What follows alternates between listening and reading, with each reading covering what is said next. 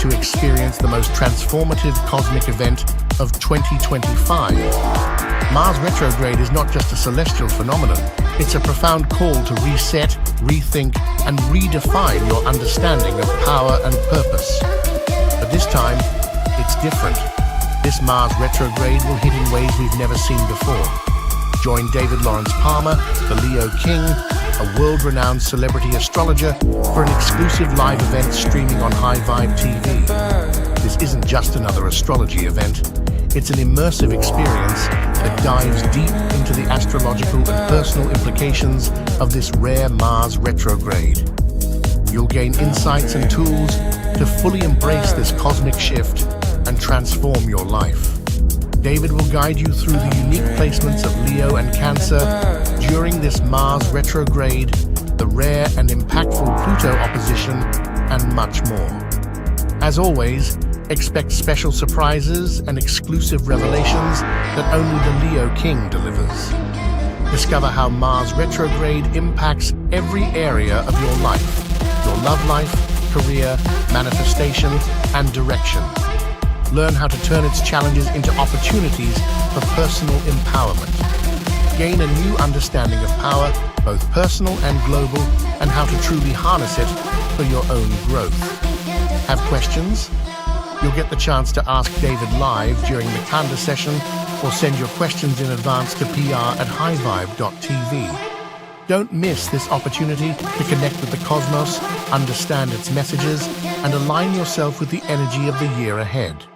From the Mars perspective, this is the beginning of a long period of Aries influence, and understanding it now is critical. Save the date, December 12th, 2024, at 4 p.m. Pacific, 7 p.m. Eastern. Streaming live exclusively on High Vibe TV. Reserve your spot today. Click below to join this one-of-a-kind live stream and embark on your cosmic reset. Premium Plus subscribers get this event included with their subscription. For others, the event is $19.99.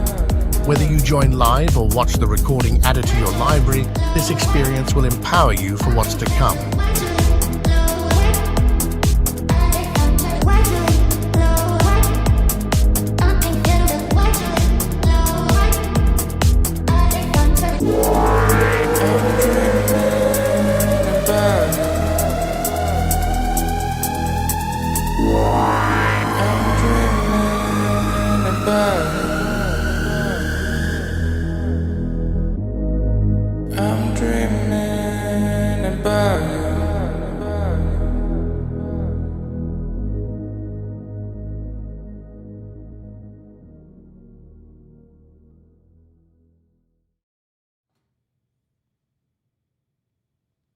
Hey, what's going on, everyone? It is David Palmer, Leo King, and this is your bi-weekly, so I'm going to be doing them every 2 weeks, weekly sun sign horoscopes for this week of, and the following week of December. What am I doing it for again? Oh, that's right. The 3rd to the 12th through the 26th of 2024. Hope everybody's doing wonderful out there. Thanks so much for being a part of highvibe.tv. If you are not, make sure that you subscribe to High Vibe TV. We have so much awesome content on there. And of course, I have a big event that's going to be happening Thursday, tomorrow on 12/12, a live stream event. Or if you're a Premium Plus subscriber, it is going to be my Mars Retrograde Cosmic Reset event. Definitely check it out. You can go to highvibe.tv and be part of it. Or you could be out there in the middle of nowhere. And there it is right there. High Vibe TV's present. Oh, geez. I did that the other day. It's so funny. I didn't send this over. It is definitely Mercury retrograde. At least we'll be talking about that in your sun sign horoscopes here. There we go. It's going to be happening 12/12. I'm going really deep how this is, if you just think of everything happening in 2025 with Saturn and also with Neptune coming into Aries, this North Node leaving Aries, the draconic collective North Node that we all have in common in our draconic charts all at once, a world reset point, while Mars is the dispositor in retrograde. This is not your average Mars retrograde. It's coming in hot right now in opposition to Pluto 2 more times, while there's a Jupiter square Saturn, while Mars is also going to make its major ingress back into Cancer, its fall sign. How is this going to affect your life, your love life, your career, and how are you going to enter into a very Aries future? With Neptune going into Aries, with Saturn for the next 3 years coming into Aries, with Neptune for decades. This is a whole different world. You've just seen the Pluto parts. You haven't seen the rest of it yet and how this Mars is connected to all of it. Q&A and everything. All right, so right before I came on here, I was going to have, I'm not going to be showing charts. I'm going to be talking. And I also don't have it. I didn't have the time to do it, to put a Chiron with like Aries or something on there below. So people are just going to have to live with me talking about it. And that's just how it's going to go. Now, I will say, before everybody watches this, yes, you can apply it to your rising sign. Don't get too lost by, well, my moon and my Venus and my da-da-da-da. I'm a sun sign astrologer, and I'm also a mundane astrologer. So, I know a lot of people don't like to look at their sun sign. They always go, my rising stronger. Well, that's your ego talking. Literally, that's your ego talking. When you're ready to go to soul astrology, you'll understand solar astrology. The Vedics understand it from all different planets, but even the sun. If you have a planet in your natal chart, let's say, behind your sun and the sign next behind it, that's the 12th planet, and it acts that way. So yeah, it's not nice in Vedic when you have planets. Let's say you have an Aries sun and you have a planet in Pisces. That planet in Pisces is going to act 12th house. Yeah, because it is Pisces, you say. Well, let's say if you're a Taurus and you have a planet in Aries, that's your 12th to the sun. Let's say that, right? Solar is way more powerful than people give it credit or credence. In every reading, yeah, we look at, well, good astrologers look at your natal chart, of course, and so forth, but we understand the evolutionary cycle. And evolutionary astrology especially, there's a huge sun sign part. But you can use this however you want. I'm just saying, before you do, open your eyes a little bit. It's so weird that I have to fight for people in the astrology world to actually pay attention to sun signs. Everybody's actually taking it as if it's just a gimme thing, and it's being put out there like it's a gimme thing. Let's start with Aries first. Aries. Well, we're going to have quite a month, but we're finishing December, and for you, and I'm going to start with everybody. This full moon in Gemini with Jupiter retrograde there, with Mercury stationing in Sag, the sun in Sag. So we've been dealing with this 9th house energy for you with the sun in Sag, and Jupiter retrograde. It happens to be in this 3rd house, a full moon in Gemini. The big squares that are happening on this full moon to Neptune, and with Mercury stopping to come direct, it is a moment for you where there's lots of possibilities, but where exactly is it going to go? I think that you have your assumptions, and I think it's okay to have assumptions. But the facts about things and where they're going to go are what you want to be focused on. Overhyping any situation right now in your life is not going to be fun at the end of the day. It's going to definitely be a test, because with Mercury stopped, and it will not station direct till the moon leaves Gemini and makes its ingress into Cancer at 0 degrees, which I think is crazy. That this is a full moon to where are you overhyping it? Where have you gotten maybe too far off, like a factual understanding to where it's all off hypotheticals, all off hopes and dreams too much? There's a big coming back to reality about situations that you've maybe overstimulated in the idea of it and then overblown it out of proportions. We have also Jupiter and Saturn that are going to square in this 2 weeks for the second time. This time with Saturn direct in your 12th house. Plus, this is a full moon in square to Neptune in your 12th house in Pisces. You have to realize, and it's weird that this is all happening during the holiday season, but it's almost like there is this high coming into these 2 weeks, and then once that full moon leaves, the reality check really sits in, because Mercury will station direct in Sag at 6 degrees. And I think for you, it's not horrible. We got the North Node still in your sign. We got Chiron still in your sign, but Chiron's still retrograde. And we are going to see Venus and Jupiter make a nice trine in air, Venus in Aquarius over to Jupiter that's in Gemini retrograde, but there's that Saturn that's squaring Jupiter. And I feel like the reality check for you is, okay, where did I overblow things, or where am I expecting too much? But also there is something about an uncovering. We've had over the last couple weeks, the Sun and Jupiter make their opposition and the square to Saturn. But really it's this bigger full moon energy that I feel is going to bring in that understanding of what the Sun opposite Jupiter was in the square to Saturn. And for you, there are more things that you have to look at that you're either trying to run away from, and that's what you're so excited from. Like you either are just over a situation. Maybe you want some job to come through because you don't like your job. Well, maybe you have to deal with that before you jump to the next thing, right?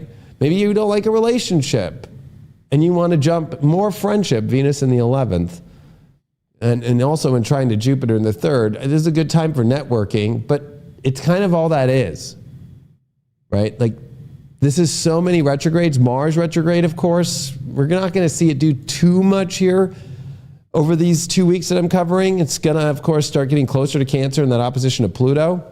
But Venus and Jupiter are definitely helping you out socially, but it almost feels like it doesn't have all the legs now. Doesn't mean that it doesn't have legs. I think patience is going to be the hardest thing for you right now. Because what are you running away from, and where are you overhyping someplace to go, someplace that you need to feel or experience or have your life that way? You have to realize that's not going to be as positive as you think until you actually go back and deal with, let's say if it's a relationship, the breakup, right? It's almost like, let me start to find where I'm going to move or how I'm going to get out. Where's my U-bail? That's what my dad used to call it, U-Haul, U-bail. I thought that was hilarious, right? I'm going to get the U-bail. I'm going to do all this stuff, but you still haven't had the talk, or you still haven't fully wanted to deal with it, right? So it's kind of like, or did you try everything you can to spiritually really look deep at, like, are these your issues, or are they really you believing they're their issues? Because there is a lot where this can be an accountability question about, why. And so I would, if you're a cross watcher and you know an Aries, or you know anybody Aries, like, there is like a, why are you trying to jump so fast? Why does it have to be now? Mars is the ruler of your sign. It is retrograde, right? And it's got a lot of conflicts coming up. And so it's kind of like, because this 5th house Mars retrograde in opposition to Pluto in the 11th, this is you wanting to have something that you really just want to express, feel, and like totally feel almost kind of like a victor, because you're not the person who really shows the hard times. But I think that this is about allowing yourself to stop containing so much inside and just deal with those things before externalizing or trying to find some treasure. To me, that all these 3rd house, 9th house energies with the square to all these 12th house planets, it reminds me of somebody that's going on a treasure hunt to find a treasure, yet they don't know if it's there, yet they don't realize the treasure that's already underneath their feet. It's a lot like The Alchemist, the book. And so I think that for you, it's kind of a boredom, right? There's all this 3rd house stimulation. But with Jupiter and Saturn in square and happening in your 12th and your 3rd house, I also look at that as a hamster wheel, right? These ideas, but it's the same pattern happening, the same situation. So really, this would be a good 2 weeks to go, how can I disrupt the patterns? And one, I would say, stop chasing, stop looking outside for the answer, stop looking for an answer. Like, going more inward right now spiritually. And I think every Aries ascendant needs to ask himself the question, like, you might even be doing spiritual work, but how spiritual are you at this moment? Like, how much have you been actually doing your spiritual, whether that's any kind of prayer, meditation? I don't think it needs to be 2/6 house, right? It's not like you need to be, on a schedule with it, but when was the last time that you tapped in? Because really, the 3rd and the 9th house, with all this Sag, Mercury stationing direct, this full moon in Gemini, this Jupiter square Saturn, this full moon square Neptune, and Neptune's now direct, by the way, and Mercury's coming online, finally stationing direct, but happening in its detriment. Sure, there's a mutual reception, but it's not that great of a transit. And so I think for you, these are not making the worst aspects to you, but when we come into Capricorn, there is no more Pluto, right? This is going to be the first year that we have all gone into this solstice in Capricorn without Pluto there. So for you, it was about chasing to achieve, especially whether it's career or a big goal, and it was wanting to be seen for that. Well, it's Pluto in Aquarius now. It's the question of the motivation behind your associates, the people that you connect with, and having to actually have accountability for not the goal, but just being. Like, oh, I'm here because I'm here, right? Aries like to show up when there's a fire. They're the fire people that like to be the emergency. They love to be the rescuer when somebody's having a problem. But ironically, showing up for just not even the success moments or not even the failure moments in somebody's life, just showing up. That's really where the meat and potatoes is, without there being some sort of caveat for it. Whether it's, oh, well, we're working on a project, or you know what, I might need to use them or this, or I want to actually talk about this, or I want to see if I can ask them about that, right? So I don't think a lot of people see you that way, and I'm not trying to implement that you're some bad person either. But it is the big motivation factor now of your life where you can no longer just go, it's because I want to make my mark. If you're still chasing that mark or trying to make a point of what you achieved or what you accomplish, and it could be as little as, look at, I did this, or I went here, or it could be as small as that. It could be as big as, well, look at what I created. It's the most greatest thing. People are going to be your biggest evolutionary model of the next 20 years of your life. How to become good friends, how to find the role that is not based upon what you're getting out of it. Pluto happens to rule your 8th house. So the 8th house ruler in the 11th is, people sensing like, are you just here because you want something from me? And so you have to remember that you've got to look at astrology different. You've got a lot of 12th house shit going on. That North Node's leaving Aries soon and coming in the 12th. And we're going to have massive conjunctions on that North Node in Pisces. With this being the end of 2024, you need to start to realize that this Capricorn season, when we come into it, it's you coming into a zone that's been fully transformed in the last 16 years of your life. You can still be accomplished. You can still go for goals. That ain't the problem. It's the motivation now behind the people in your life. And so whether or not people want to stay or people want to go or people want to continue to operate with you, that's going to be the big question. That Saturn square Jupiter is one I would pay attention to as well, because how you're communicating, if it's too foggy, it's got something that doesn't make sense. So I'm going to call this the 2 weeks where the white lies will not work, Aries. The innocent ones will not work. People are going to start to see what's the motivation, and if they have questions about it, my best advice to you would be honest to the highest degree, meaning I actually did want to come here, I did want to hang out, I did want to talk to you, I do want to be friends with you. And a lot of the reason why is, it is kind of nice. You always invite me to those parties, you do that. Like, being more transparent about that stuff lets people go, okay, well, what else? And then how are you going to start to communicate that what else? Because you've got the great story for what people do. That's the other kind of, I would say, don't worry, everybody's going to get their Pluto Capricorn gone now, Sun coming into Capricorn and what they're going to have to experience. And now that's an Aquarius issue, right? You're not the only one. We all are. But like yours is, like, everybody now, they want to know what's that other part. Not about what is successful or your success, but about the things that maybe you don't put so much weight on and how you communicate that, right? So your communication is a big part of this Jupiter retrograde. And especially this is the second square to Saturn. It's the last one in these mutable signs. And it's happening right as we're coming into this Capricorn season. The Sun is also going to square Neptune. The Venus trine Jupiter. The Sun, when we come into this Sun ingressing into Capricorn on the solstice, it squares the North node in your sign and the South node. And then we see the Moon in Libra make its 3/4 square after the full moon in Libra. So it's going to be with that South node about relationships. And then you have Venus and Jupiter that are making their trine. But then you have the Saturn square Jupiter. So a lot of this is about, you no longer can find the motivation you once had anymore about, well, it's not about who can I get in order to go where I want to go or what do I get out of it. It's more like, do you know how to be, like when it comes to friendships, lovers, family members, anything, do you know how to get on their level, right? It's kind of like when a kid goes, hey, come into my room and play with my toys and come into my playhouse. Aries are kind of like, for a sec, I kind of have all these other things I'm going through, right? Unless it's your own kid. But if it's somebody else's kid, or even if it's your nephew or niece, it's like, how far are you really, you have to look at that part.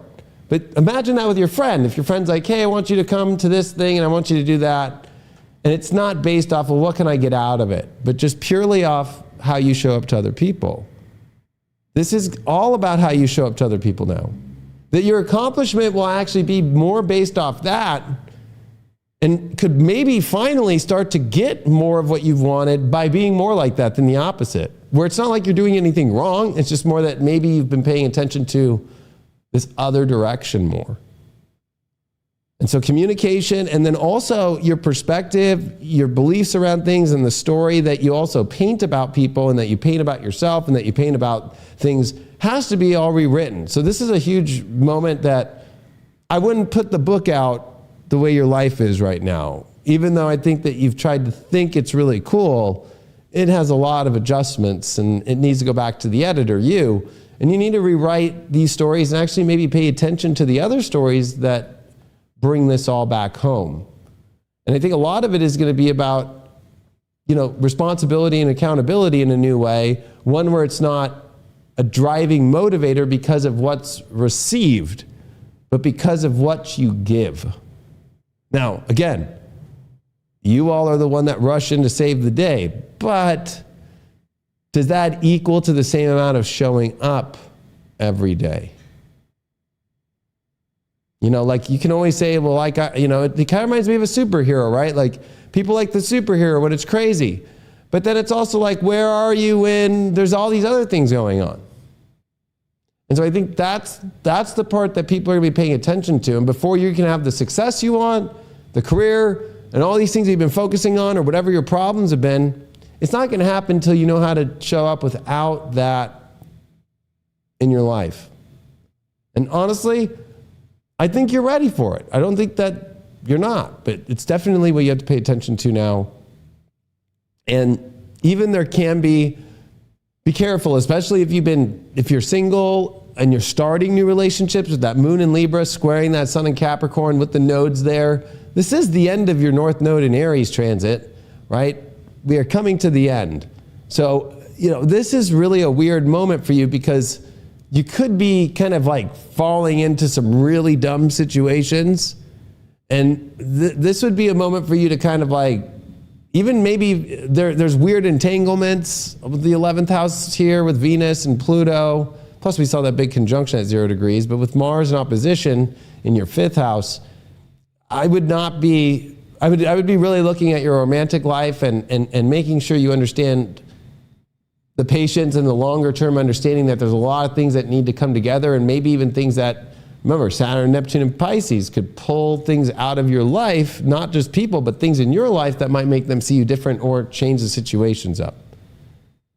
Whatever has been sitting in the background that you don't take care of, or that you keep hoping for some sort of divine intervention, it's more about the intervention you have with yourself. So Aries, it's a deep intervention that you're having, and others aren't going to do it for you. why would they? Because you're not the one that would lead an intervention anyway, right? All right, let's see what we got card-wise for you. I know it can feel like you've been waiting for a lot of things to show up in life, especially these last couple of years with Saturn and Pisces. And then, of course, Neptune's been here for, 2024, 13 years since 2011. But, you have Saturn and Neptune coming into your sign. North Node going to leave your sign, and those two are going to meet in Pisces in the 12th. There's still some big get you out of a life and into a new one that's coming over the next couple months, especially as we enter into your birthday period in 2025. And then it's all pulled back again. And so I'd recommend watching my Mars Retrograde video live tomorrow, because I'm going to be talking about all this stuff so you understand that it's complicated. And I think that a lot of Aries understand how complicated things are, but you just don't show it to people. And I think that the more that you start to show more of who you are, the more people will trust you and the more that you can actually get done. And it can't be based off the underlying motivator that's kind of hidden. There's a lot of hidden aspects in your life that you can't deny. And, any Aries out there will try everything they can to just say, what do you mean? No. That's the first sign that there's something hidden. You got the Justice card up right. Well, I think divine justice is coming. I think divine truth is the way to live. That's what I said. And I do feel that, this is an excellent moment for you to start to have a better way to communicate, understand, and also better communicate to get what you need without having to go through all these other things or be stuck on the phone longer. Although Aries usually don't. They always say, I got to go. Not like Aquarius. Aquarius literally already are gone, and then they're saying, I got to go. But Aries, you could say like, oh, well, the second something feels like it's going to get too personal, it's about them, it's not about the situation, I got to go. I would also stay away from gossip, because, that Pluto will destroy you with gossip. So, you have to have a lot of accountability now, like an adult, with Sun coming into Capricorn. And I think this justice is, well, whatever's going to happen to you is based off how you're handling in your life, and you got to take that deeper inner spiritual look. All right, let's move on now to Taurus, Taurus ascendant. Well, Taurus is, you've had a really long time with so much Aries that I really feel that, looking at this, you're at a place in your life with this full moon in Gemini. It's like this big question, like, you have this skill, you have things you need to do, that you want to see come into fruition. But again, you've been having a lot of blocks and especially a lot of confusion around how do you fit in the puzzle of life, whether it's through groups, people, the world itself. And so I think you've been trying to find your understanding there. Plus with Uranus in your sign, that's an added, trying to find where the puzzle piece of you fit in anything now. But I think that you need to look at, it's not about the frontier of where, but already the tracks you've laid and connecting those tracks, right? So it's almost kind of like you have to look a little quantum for this, but you're at a point in your life with this full moon, this Mercury stationing direct, right? From the 2nd to the 8th house, with the complications to the 11th, with the squares to Neptune that just came direct in that house. And for you, it's like, there is no more track that you need to go try and get on that you haven't been before. It's more about, you've been on all these different tracks, and now it's about, how do you take all these places, people, groups, and all this stuff, and how can they cross together? Now, it's not going to be all of them, because that would be almost impossible. But it's more like, okay, this one makes sense, and that one makes sense. And I think for you, if we think about Mercury stationing direct in your 8th, this has been you going really deep. Like, what is it that I want out of my life? What is it that I yearn for? And finding that trust again has been extremely important. That trust within yourself. I'm sure you've had more doubts than that trust, but I do feel in this 2-week cycle you will shift, because even when the sun does come into Capricorn at the solstice, I think it's going to be important for you to understand that that's been your 9th house and Pluto's out of there. But that Pluto's in Aquarius now. And so that's the 10th house. So again, Aquarius, 10th house, how do you bring the systems into alignment that are from over there, over here? And it's about connecting systems together. It's about, how do I take groups of people or this person and that person, and how do they It's not about how you fit in. It's about, God, it might sound very egoic, right? But it's kind of like, how do all those things connect and people connect for you in your own reality? Remember, we're all going through this experience on our own waves in our own life. So it's not very egoic. But I do feel that if you're having any issues with self-worth, money, weight issues, very second house, Jupiter's here, it's retrograde and it's squaring Saturn in this 11th. It's because of, or wherever there is issues in self-worth or finding where you fit in, a lot of it is this, you having to just actually go connect those dots, go connect with those people and stop self-doubting and worrying about what other people think. I think that's a huge one for Taurus right now. Like, could even be like, oh, maybe you said something in the past, so you're worried what they think about now. There was maybe a debate in the past. Part of being a Taurus is realizing that self-worth comes from you doubting your own, right? And then having it proved that, oh, I can do it. So this is about you having to prove to yourself that it's not as bad as you think it is, or you're not as bad as you think you are. And others don't think bad things as much as you think that others think bad things about you. So it's really your own test of, how well are you willing to connect to the situations that are meant to be put together? But the hard part for you is your belief. Even though we're in a big transit with a Jupiter full moon, Gemini, right? And then it's retrograde square Saturn, but that Venus in Aquarius with Pluto, we've seen that conjunction, and then we're seeing that trine over to Jupiter, right? It's like, okay, that's 10th house, making a trine over to all this second house energy. Like, this is a great time for you in building and creating the paths that you really want to go towards in your life. Like, and it's not about the full creation of it, but at least laying the tracks down. The ones that you've already been down, but placing them in the order and place you want to go towards. But it's that Capricorn 9th house where you just spent the last 16 years almost kind of in like opposition to your own belief in yourself or belief in an ideology, creating a belief that really, did it end up as true as you think? It can feel a little bit lonely here. Uranus, when it's still retrograde, and especially as it's starting to slow down, we only have about, by the end of this horoscope in 2 weeks, a month left till it stations direct at the end of January. And this North Node in the 12th, Chiron in the 12th, Mars retrograde in your 4th house right now. This is a good time for you to not try too hard, not try and push out the most amazing thing. Find the things within you already. Connect the dots that are already in your life. They're a phone call away. They're a message away. This is an important time for you to love knowing how to take care of yourself better. And that way is not self-defeating yourself in your belief systems anymore. Not thinking that you're too wild and crazy, because even though Uranus is in your sign, it makes you feel that way. You're not. Tauruses don't ever go too crazy. Right? No matter what happens, Uranus can't disrupt all the fixed earth in the world, okay? But because Pluto's in Aquarius, it's espousing that, and it's in your 10th, a lot of this is like, okay, yeah, there's definitely big power plays that you could be making for where you go, but a lot of it's going to be that Pisces, that sensitive place for you dealing with connections, friendships, could also be social phobias that you got to overcome.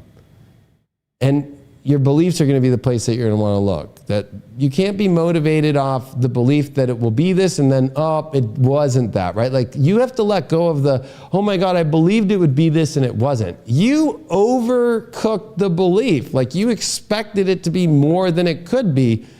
You need to approach things, I think, much better, especially since Gemini, Mercury ruled, is your second house. If you think about it, it's about simplifying and understanding fast and quick, this is of high value and this is not. But when you get into this, well, it could be this, it could be that, and it could go really great, it could go really bad. That's the opposite. That's like a very Jupiterian thing or a 9th house thing. And so having Saturn in 9th house is always, hey, kind of chill out here, just stay with what works and keep the belief on what works. Instead of expanding the boundaries farther and farther of where can I be proven wrong? Where can I prove myself that I was wrong? Or where can others prove to me that all people in the world are fucked up? Your trust has been a big, let's just say, construction zone. But especially the faith that you have in your own trust of the people in the world, if you'll actually make it to where you want to go to. And let go of the Uranus in your sign that I'm just too crazy and nothing will fit in my life. It's more like, no, a lot of things want to fit in your life. You're just not, I guess, engaging in the process of actually allowing those things to happen. You're trying to do it from your own lane, your own way. And instead of getting advice from others, you want to take that advice and kind of like not give it too much credit because you want to feel it on your own. Be wary and careful of Pluto in your 10th, especially in Aquarius, is you don't want to, make this about, well, I want to be successful because I'm going to find all these things that I can connect with and they'll always stay connected. Life is going to turn all the way around. You've been through so many 12th house transits and there's way more to come with Neptune and Saturn starting in 2025 in Aries. And with this North Node still in Aries, I think it's important for you that a lot of this is healing the past by you building the future off the broken bridges, off the broken train tracks of the past. So you almost have to fix, you've seen so many great things, but why haven't you just like picked the pieces up and put them together?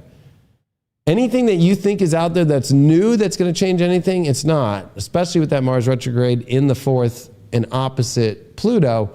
You have to get your own Taurus house and personal life, and whether sometimes family life or homes, you have to get that shit locked in. You have to get the basement cleaned up before you can go get on the roof. You need to know where the ladder is in the basement to get to the ladder, the 10th house. So like you're at this place to where it's like, if you're living in the place and you're unhappy, well, you think you're going to be successful. You try to be too eccentric.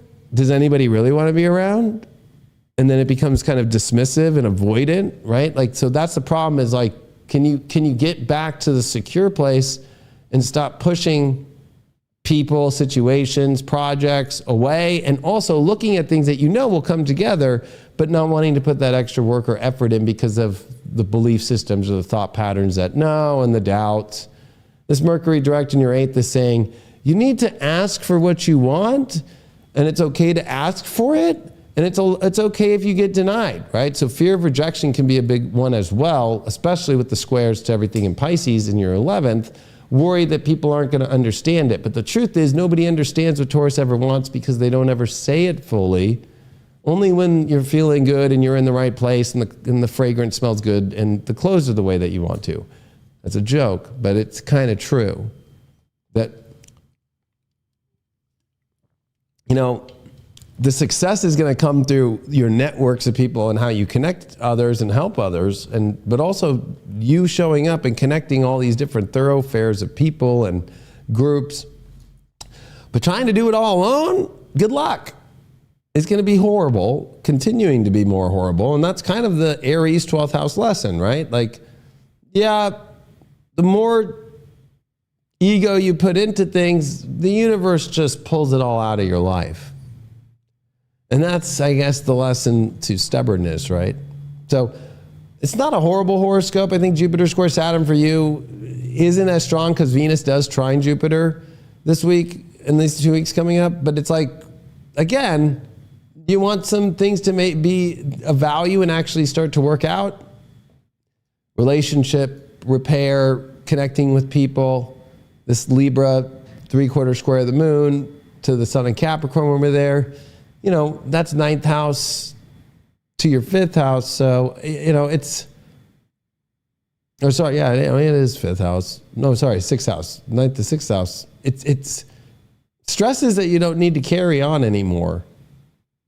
You worry way too much.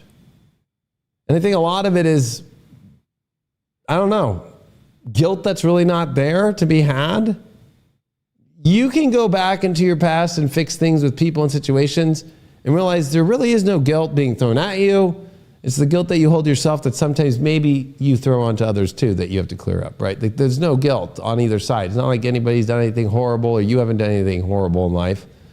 But, you know, part of this is coming back to that home space. It's been 15 years since the end of 2009, since Mars retrograde in your 4th house. I think it's an important time for you to realize that every Taurus needs to be happy with their foundation. And you're the most happy when you have people around in your life that really allow you to be your sensitive self, be your spiritual self, be the fluid, unique person that you are. And it's really lonely if you don't. So I think that Taurus is battling loneliness is their deep secret. And it's because you let your own belief, you made your own Bible on the Taurus way to live, that actually took you farthest away from everything, and I'd throw that Bible in the trash.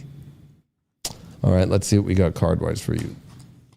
You got the Star card reversed. So you're afraid to start this new place in your life, and also by, again, listening spiritually. More important though, there is this fear that where you want to finally get to that place won't show up. And I think that a lot of it is you don't want to look back, you don't want to connect. And there is this part where it's actually bad to be alone, pondering everything. You get more answers with more people around. And that's a really weird fear. And a really also maybe subconscious or repressed issue that you're dealing with culture and people and friendships and groups. That the more that you try to repel yourself and be avoidant and dismissive, and you might not even realize that it's subconscious, being not spiritual and floaty, and honestly, like, no group is as good as a group as it is without, there is no group as good as one without a Taurus in it, right? So you have to have a Taurus in a group, and like, you're not realizing that there's so many groups waiting for your place. All right, let's move on to Gemini now, Gemini ascendant. Well, Gemini, I mean, this is the big one for you since it's a full moon in your sign. Mercury's going to finally station direct. And it's really interesting that this Mercury in your 7th house here, Sun in your 7th house, and that Mercury's going to station direct right after this full moon completes in Gemini. Boom, when it comes into Cancer, the Mercury stations direct. So this is an interesting time. Jupiter in your sign retrograde, the opposition. This full moon's looking at, okay, where do you and what you connect with? This is not just relationships, but a big part is relationships, but also this world that you are looking at on the horizon. That's literally what the 7th house is. And then these big squares up to the 10th house, right? With all this Pisces, Saturn, and with Neptune. Especially Jupiter in your own sign squaring Saturn in this 2 weeks. And the second time, and it will be the last one at least in these 2 signs, because it'll happen in Cardinal around the next solstice in the next 6 months. But this one's interesting because it's like, you want all these things and you want to have this, but especially whether it's accomplishment, feels like destiny's coming in your life, but then there's something missing. And a lot of it is, where are the relationships that just are not working in the right way, or there's something really off about them? Because, like, to be honest with you, that's been a big problem. You've come into this, and this is kind of a mess, especially with all this mutable energy. And it's a big mess with Mars retrograde in your 3rd house, opposing Pluto, that happens to be with Venus in Aquarius. So at least Venus does trine Jupiter, but that's the 9th house. So you're in this, let me try and connect the story I want, but there's glitches because your heart is saying something different. So Geminis are dealing with this whole thing where it's like, am I really that happy with this? Your whole sun coming into Capricorn has been about, all right, you have fought tooth and nail away from true intimacy, right? So the one sign that has repressed themselves the most have been Geminis. Like, let's be real. Trump's a Gemini. Do you think Trump's getting fucked? No. Okay? Now, you might be getting sex or love or intimacy, but getting that closeness, like, oh, let's do this together. Let's move in together. And I'm not talking about friends. I'm talking about one-on-one personal relationships. With that Mars retrograde in the 3rd house, you're dealing with thoughts about relationships, about everything that you love and then wanting to reach this place, but it's all feeling really fuzzy. And then you know that this is like a moment where you have to take it serious because it's Jupiter in your sign and it's squaring Saturn in your 10th. Like you don't want to like say, this is it, I'm gonna stay in this, and then be like, shit, I should have made an adjustment, or make an adjustment and then be like, I shouldn't have. You're gonna have to take your time right now, but at the same time, there are basic answers you need to start to pay attention to. And the first is, what part of the stories you create of who somebody is, what something is in your life, what you're going towards, is actually truly happening. So yeah, there's the physical reality, but are you there in your stimulation? Are you there in your emotions? Now, emotions aren't, I think, the harder part. I think what's harder is this feeling of, is this my destined direction? So I'd say that's your biggest question, is like, this is my biggest destined direction, but what is it? How does it look? And are the right personal relationships gonna work with that in my life? I mean, this has been a Mercury retrograde in your 12th house, and in your 7th house, and Mercury's been here for so long, and it's gonna stay, right? This has been a 2.5 month Mercury and Sag. We still see Mercury and Sag all the way to the end of this month, right? So, coming into Capricorn now, where you're in the 8th house, where it's about making commitments, I think by the time we get to that, even though it's during Mars retrograde in your 3rd, but that is going to be coming back into your 2nd house, this is all about you. And yeah, Jupiter, we had to wait for it to station direct at the beginning of 2025. We got this North Node in Aries with Chiron in your 11th house. If you really think about it, the fire houses, which for you deal with relationships, and then the 3rd house deals with other kinds, whether it's siblings, but it also deals with how we relate to people in the moment, right? Like really what Geminis are going through are massive, deep looks at who's my team, who's my partners, who's the people in my life, what does this exchange looks like now? And where have I repressed myself? Like it's almost kind of like, well, I'll take what's safe and you've lost your edge, right? So this is about how do you get your edge back? Well, a lot of it is by just living in your basic truth, that you've kind of taken a lot of situations that are safe, easygoing, but the passion's not there, the edge isn't there, the true you isn't coming out. It's almost kind of like, if you were to just kind of time warp yourself like 15 years ago, you'd be like, there's no way I'd be ending up in this with this person and that with that person. And wait, what? I am. I think you have to kind of do your own research on, let me actually look at things for what they really are instead of, you know what? It's exciting, but it's really not. And then what do you keep coming up with that is allowing yourself to say, well, it's better than that? Because if you're doing things because this is better than that, instead of this is the best, this is the most amazing. Because, there's going to be a lot when Mars does retrograde back into Cancer about self-worth, and the oppositions of Pluto right now, now that it's in your 9th house, you don't have to make the story this one that's what everybody expects you to do. So I think that you've also been caught into a deep form of bonding into expected versions of yourself that you're actually afraid to change. And I think that you need to look at that. No matter how deep the scenario or the rabbit hole goes with that, right? Like you're not expected to do shit. You're not expected even listen to what I say on this horoscope. But you need to look within yourself and be like, where have I created these expectations that I don't need to actually do? Jupiter square Saturn's a big one for you, because it's like, the big question of this one is, do you actually want your destiny? Because that destiny will require some moves that are not that exciting in the sense of having to face and confront people and relationships that just aren't going to align.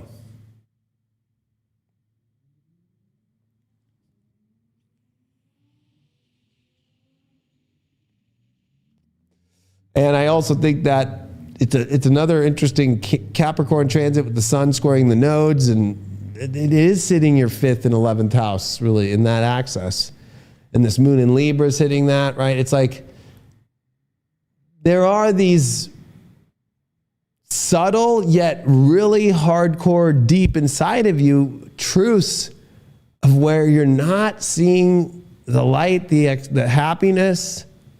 I remember this last time Mars retrograded in Leo. I actually remember doing Gemini horoscopes and watching so many Geminis rethink their lives, right? And it was really crazy to see, because it was like, you all forgot about the exciting part of it all.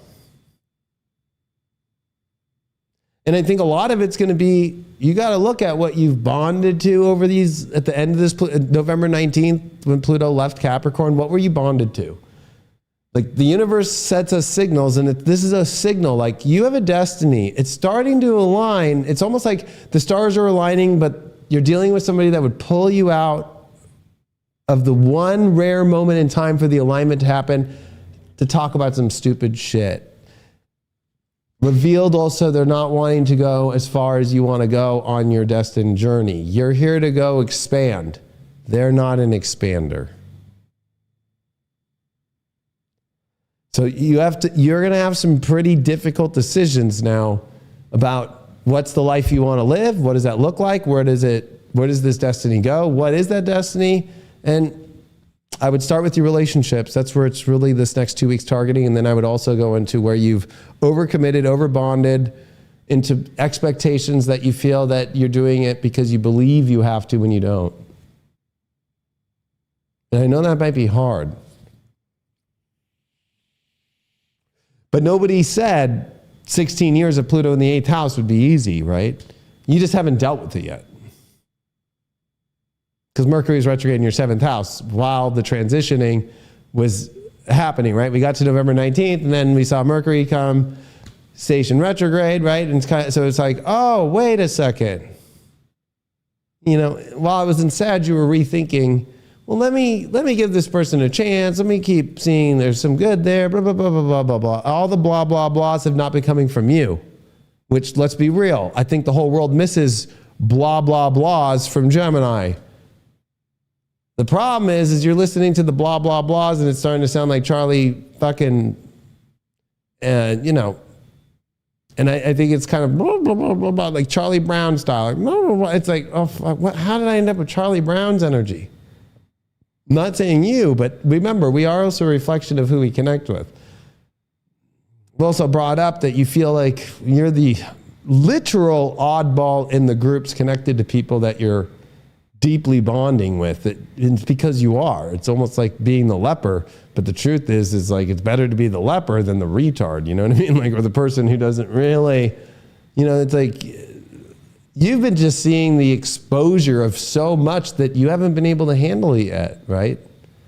And I think that for you, once you start to actually be honest, look at the facts, look at the truth, remember you have excitement. Remember that you can be fun. Remember that you don't have to do anything that you don't want to do. You have the freedom to now make it your way, but you don't have the freedom to force God to do it the way you want to when it's not spiritually aligned at all. And that Uranus is still retrograde in your 12th house, let's not forget. So if you think, oh, there's no more surprises, it's all figured out, just watch 2025 when it comes into your sign, and then back into Taurus in the 12th house again.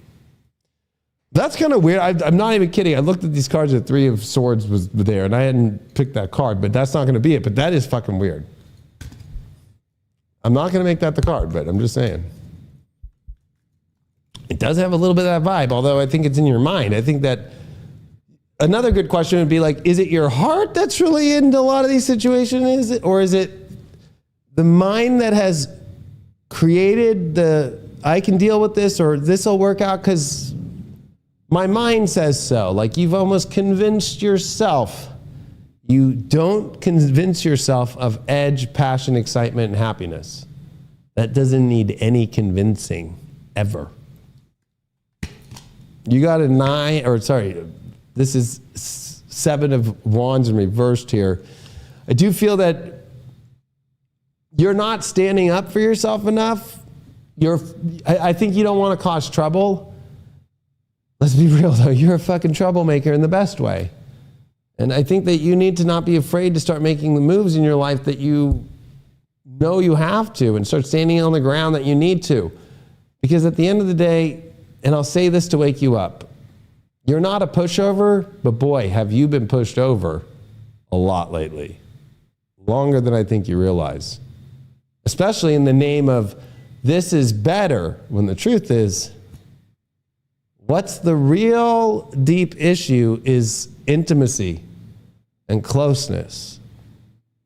And, you're going to have to work out that stuff as you maybe even do therapy or do some sort of new psychological looks with Pluto in your ninth. Like that Mars in the third in opposition, that's retrograde. It's like you have to actually rethink about how you've kind of created a psychological situation here that's not pretty, because almost kind of like you saw whoever you thought or whatever situations you thought were the worst over the last 16 years were probably the best, and whatever you thought was the best was actually not true.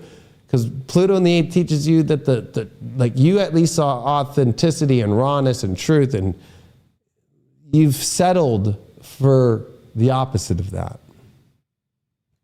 All right, let's move on. Cancer ascendant. People are still on here? All right. All right. Cancers. Well, hey, every Cancer out there, I'm not going to be dogging on you. Now I'm the one with Pluto on the 7th, but it's different. It's Aquarius. You were in Capricorn. So cheers to you for realizing that. I'll give you the lesson right away. It's very basic. Capricorn, 7th house. The lesson was, why do you pick the person that's boring? They're secure and stable, but also at the same time, they can also be distant and not easy, or the timing can be bad, or never aligns in your life. But also, you and putting up a big wall in order to try and feel that you've got everything under control. Or finding partners that feel like they have everything under control, but really questionable deeds going on behind when they say they're going to captain the ship and take the ship out to go make sure it's fixed and working right. Was that what they were really doing? Or I don't need anybody in my life. Well, it's kind of hard to be a Cancer, deal with your emotions and deal with your feelings and deal with all that alone. But that's going to be when the sun comes in Capricorn, you looking at that stuff. But prior to that's this full moon in Gemini in your 12th house. And Mercury stationing direct in your 6th house with the sun in the 6th. Okay. So this is, of course, the hardest full moon always. It's always the 12th house full moon. At least Jupiter's there, but it is retrograde. And we do have that Jupiter squaring Saturn. Right? So it is interesting with Neptune and Saturn in your 9th house. Like all these, I've called it for years, your Disneyland story that you make about things has just not worked. So I think what's happening right now is like, you're actually getting at what it was. Oh, this is where I was supposed to go. It feels like Disneyland, but what if I were to tell you that you've gotten to Disneyland and it's not all that you thought it would be? So it's like, the universe has got you everywhere that you wanted to go, exactly how you wanted it to. It didn't disturb this too much. You stayed in, you do your tough work. I'm going to be the way I want to be. I'm going to keep doing it. But it's like, it's almost like, there's something missing, but there's not much more I could add to it. It's because it's not enough. So there's a feeling of like things aren't enough. And there's also this extreme, like, where is the surrender going to be at? Well, one, things that aren't going to line up in your life with any form of logic are going to be very clear. So it's almost like, this is where you're going to have to realize that the stresses in your life are based off you hoping that things will make changes, or others, or situations like that. You are dealing now with Pluto in your 8th house in Aquarius and Venus here in the 8th house, and just had another conjunction in that house, and we're going to see that Venus trine over to Jupiter in the 12th. So it's like, okay, what are your deeper wants and needs? Why don't you allow yourself to actually have them? they're different than the Capricorn Pluto needs, which it's almost like for you, like what's on the horizon, what actually is going to get me to a place and not be too disruptive. And now it's almost like every Cancer's about to realize they're going to have to disrupt the whole fucking reality in order to get what their desires are. Like Cancers can have the dreams that they've always wanted to, and you've got them, but it's like, that wasn't actually the dream, right? So you chased the dream, you got the dream, and the question now is, what if the dreams actually to just have this like more deeper connection, but yet maybe it's not so elaborate in the dreamy energy? I think Pluto in the 8th is a good time in Aquarius. I would assume so, being a Cancer, because it is like, hey, how can I disrupt while also getting what I need? Well, a lot of that is dealing with people that are more edgy, hanging around more edgy people. So there is this part of you that like wants to like burst. It's like Godzilla wanting to burst out of a fucking cage in the ocean. It's like King Kong wanting to bust out of the cage on the island and really, want the girl, right? Or something like that. Like there's a part of you that's just held back this desire so extremely that and it's been in trade for safety. It's been in trade for things to feel under control. Let's not forget, South Node's still in Libra. The moon will come into Libra as we're in that Capricorn and be in square and on the nodes. And there is that you always wanting peace in your home, right? That's typical Cancer. But the North Node in Aries, this has been all about you understanding now that this reality check that's happening with this full moon and also what's not in alignment spiritually at all is really about like, you can have the dream, but the Aries part of it with Chiron, again, embarrassment. You don't want to be embarrassed.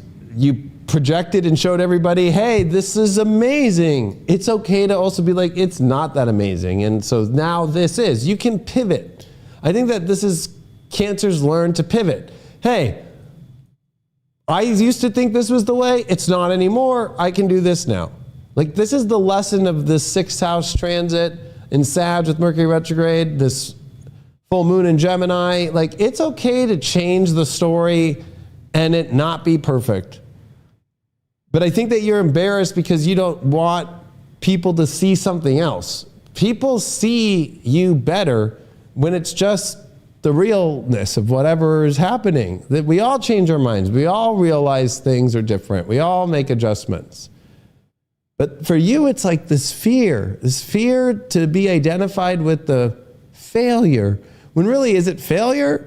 Like you got to a dream and then it wasn't the dream that big, right? Like we've all done that. Like, oh, if I only would have that thing in life, and then you get it and it's like, oh, that's not that great. This is actually what I really want in my life. You're at that point. But boy, I think out of all the signs, you did the most in your life to try to keep it the same story and together and to keep it all fixed. And that's the problem is like, maybe you're tired enough now to finally realize you don't have to fix everything. You don't have to keep everything all solid and together in order to feel peace, right?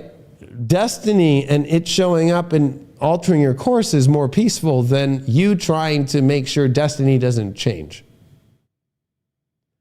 Destiny is not a one-way street. Destiny is an infinite street that moves in multiple directions in multiple ways because it's destined. And I think you have to remember that now. But also, with Mars retrograde in Leo and getting ready to come back into your sign as we come into January. Now, we're starting to see that opposition to Pluto with a Mars retrograde, and this is in your 2nd house. So you actually finding back, and what's weird is last time Mars retrograded in Leo, it was all the way in Leo. It didn't come back into Cancer, but that was in 2009 and to the beginning of 2010. But that was right when Pluto had made its ingress into Capricorn.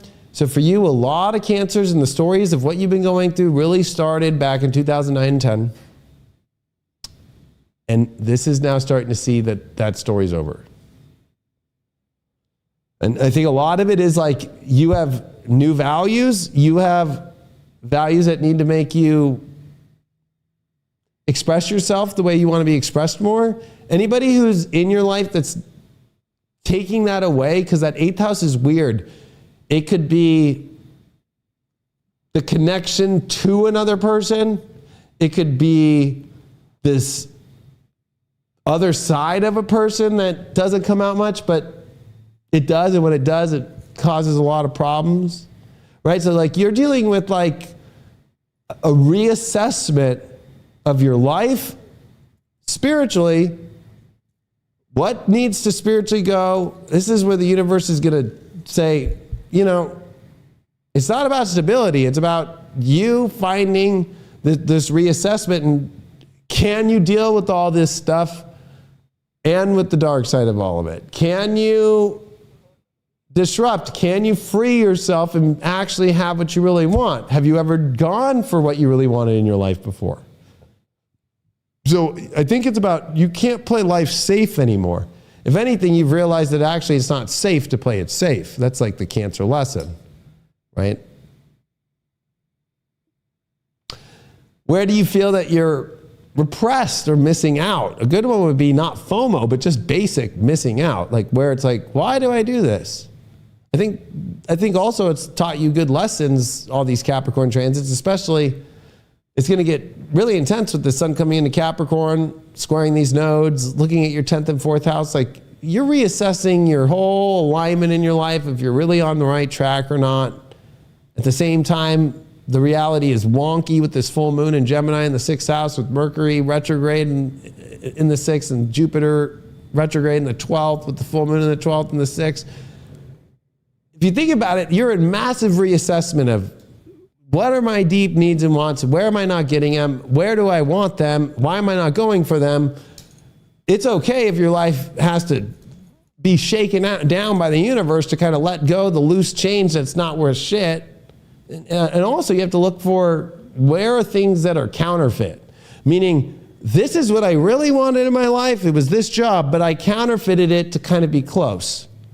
The person that I'm with, it's a counterfeit version of the kind of person I want.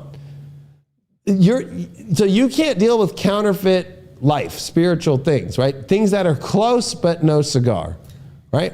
Like that's the whole lesson, 8th house too. Close is not it. It has to be it all the way. And in Aquarius, it has to be it. And it also brings up like, you just have so many parts of your things that there's so many different ways that you haven't got to feel and experience and feel your happiness. Remember, Pluto rules your 5th. So it being in the 8th house, Cancers have never felt full-blown explosion yet of passion and happiness. They don't know what it's like yet. Cancer ascendants too. I mean, let's be real. Look at Elon Musk, right? Like, okay, guy's got 12 kids, but like, his little jump and shit, like, you know,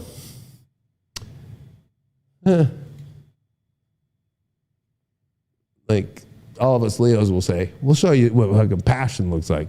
But like, that's the whole thing, right? Like, why? And like, you know, one thing that I could say is, you know, he loves his kids. I'm sure you love your kids if you have a kid. But like, where's his Tom Cruise moment, right? We all know that he was that Tom Cruise, another Cancer, when he was with Katie Holmes, that was back with Pluto Sag, was jumping on couches. Now, that's what's weird is I think Cancer can help others if they listen to it. We're all going back to a part of ourselves that was pre-Pluto Capricorn, meaning,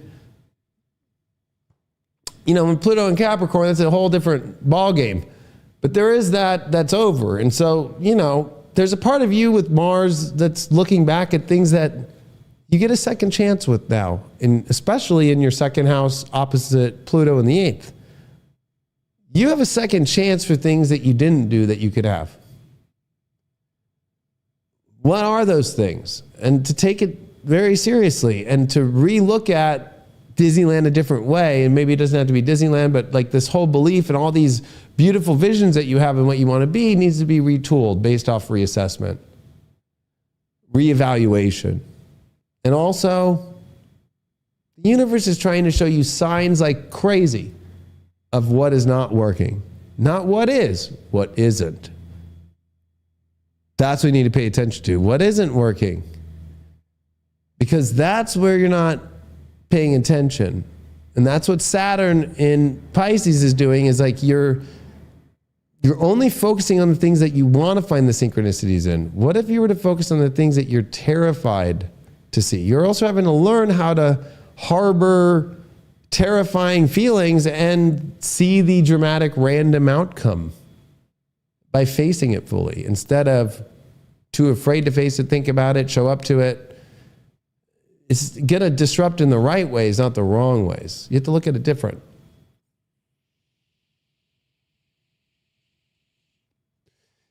It would be like being King Kong and you had the cage and you're tired though, and the key was right there, but you know what?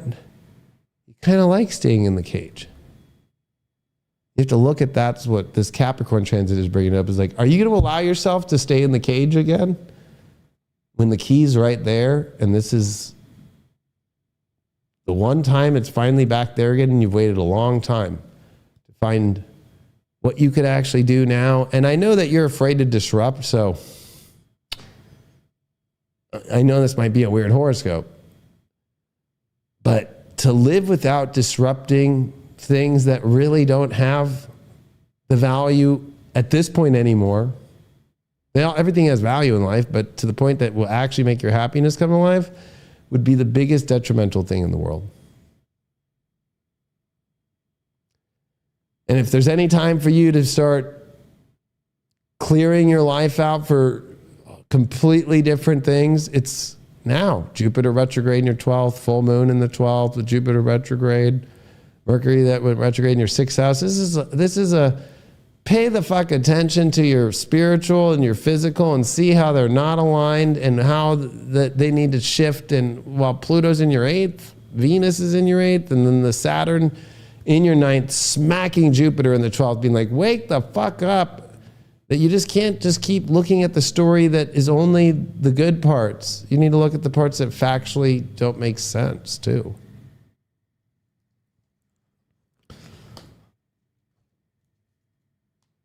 And I know you can do it, but it's like there's that spicy part of you that's missing. Dare I call it bland? And I know you all aren't bland, but right now it's like going to get an ice cream and not putting any toppings on it.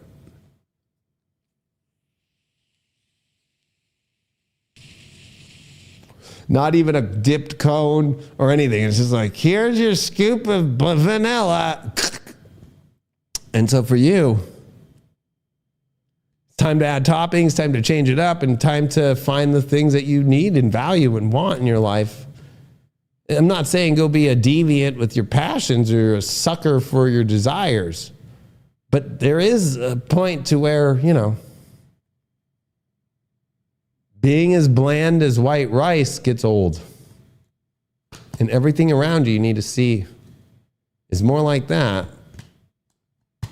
High Priestess reversed. Well, this shows me that I think you've been kind of relying on, and this might sound crazy that I'm getting this spiritually, and this is not targeting any specific reader out there, but I think that you've been like following some sort of spiritual belief system path, could be somebody online or something, where you've been giving they've been giving you high hopes on something, but really they weren't giving you truth. And it was just the narrative you wanted. We need to coin this. You cannot continue to just keep finding every spiritual way to validate a narrative that you want. Because the truth is, it's not what you want. You're putting all of your need and want and energy on a narrative that doesn't factually hold up. What if you were to shift that to one that actually had legs and had connections to the narrative that actually is for you to actually feel things? This is a card where it also is very much where you've put too much authority on a spiritual guidance, or even within yourself. Maybe you're somebody, you pick your own card in your own life and you actually base your whole life off that. That's fucking crazy. To use cards to define your life by, you can't. It's even said by Nostradamus, and the oldest of all the occult teachings. They're used for confirmation. They're not used for definite decisions. But this is you having to really face also the delusions that you've created that you thought were true. Like especially around your narrative and how you want things to be. All right, Leo ascendant. Well, Leos, welcome to what the fuck 2024 finalizing. I don't think Leos, you have felt like you were in this weird place probably since that last Mars retrograde in 2009 and 10, but there was a lot of good things going, and then it's the reassessment. This one's going to be different, though. Of course, it's in opposition to Pluto. It's opposing you in your 7th house. So I think for you, it's like, okay, you got a lot of love to give, but also at the same time, this is where I think Leos are learning a lot about, okay, you can only run so long before you need some assistance. So you got to understand that, how do you ask others for help? How do you trust people in life that have different views or don't do things the same way that you do? Leo loves the eccentric when it comes to people. This full moon in the 11th and the sun in the 5th and Mercury retrograde in the 5th, it's like re-looking at the kingdom, the royal court, and then, okay, what am I going to be like as king or queen now? And what is going to be my new direction? And how am I going to put all this out? And I have good things going, but Pluto's your 4th house ruler. It's in the 7th house. So this is different than everybody when Pluto opposes a Leo, right? It's like, okay, you have to learn how to take care of yourself and find relationships that understand how you work personally and you understand how they work personally. And everything's not going to be perfect. It's about finding what things connect, what things are different. And you don't like the same. Let's be honest. Leos don't like other Leos, right? Because it's too much the same, right?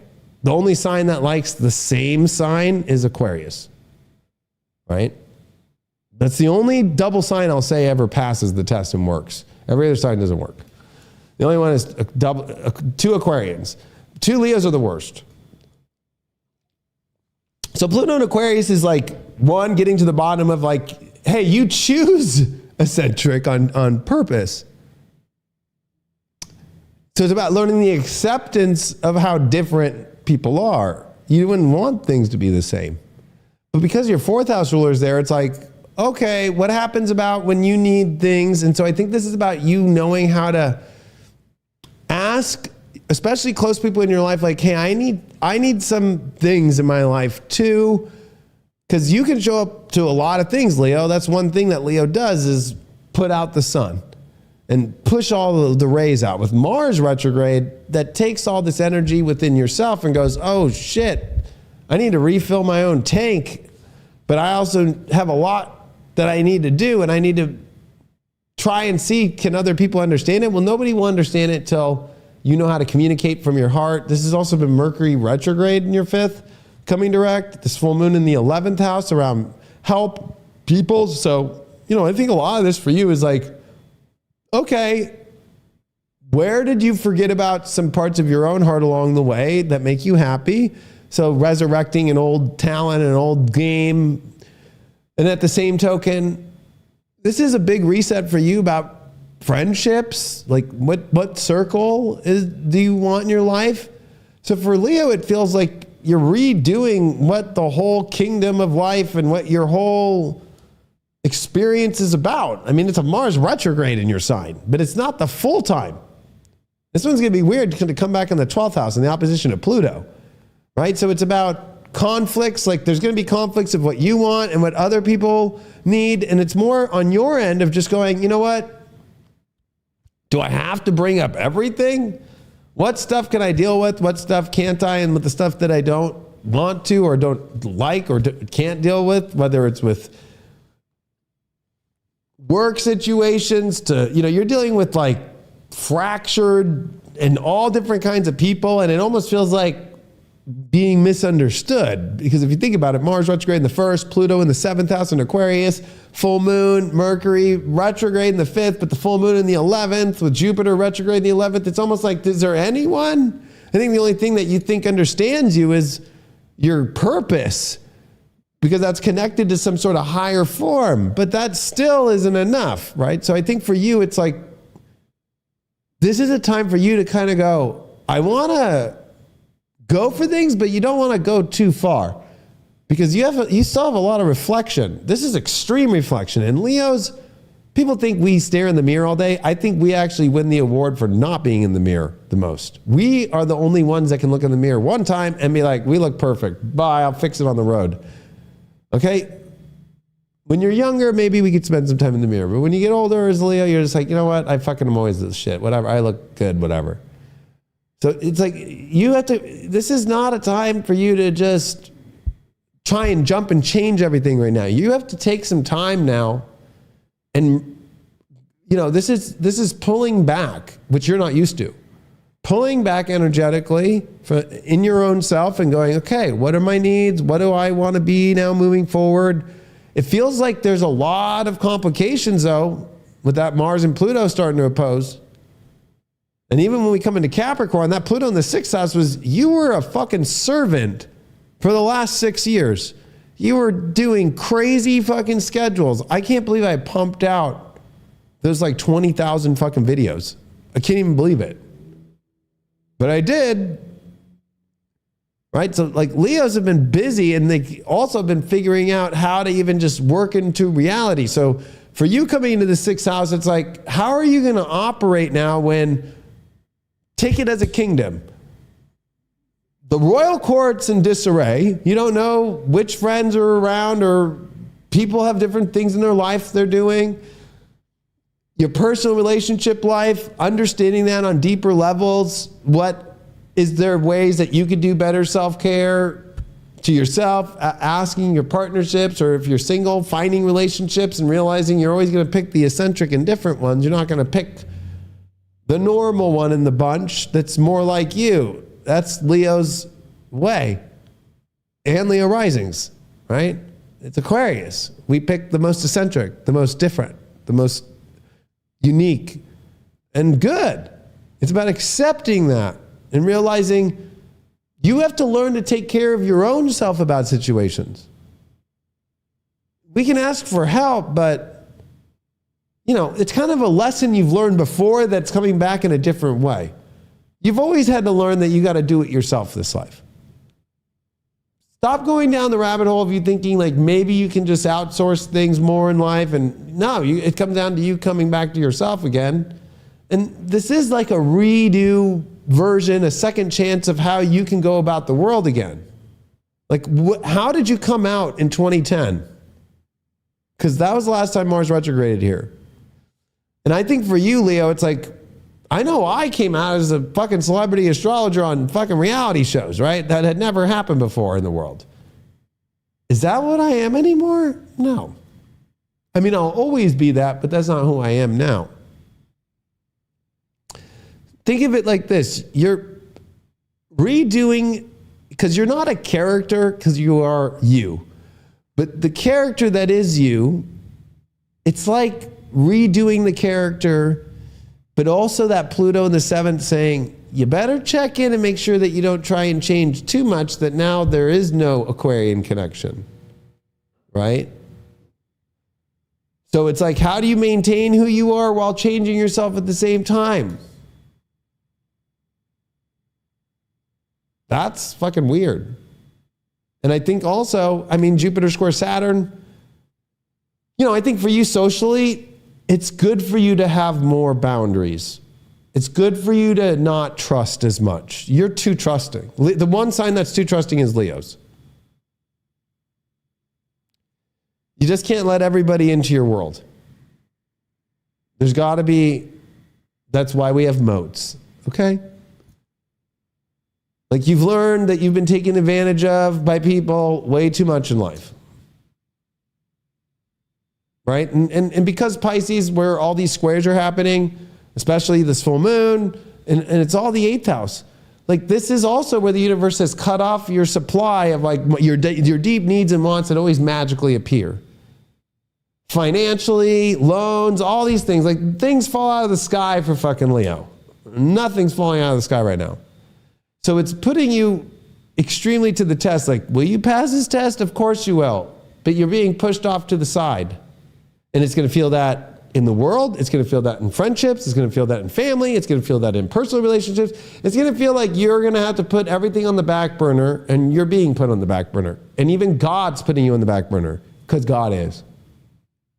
Because you have to reformulate yourself, find your inner passion again. That's the new version that's not too tweaked out from a version that everybody now doesn't even recognize you. So if you're trying to get a trans surgery, you'd be stupid if you're a Leo.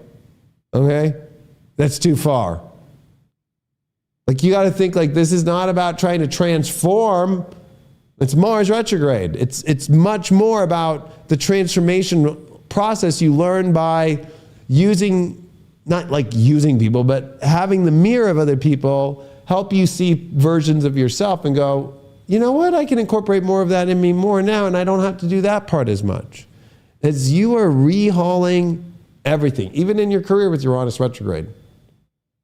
But I think all this Pisces stuff is, the universe isn't just giving you the easy way out of anything or easy way into anything. It feels like the kingdom's going to fall down. But a kingdom never falls down. It lives forever.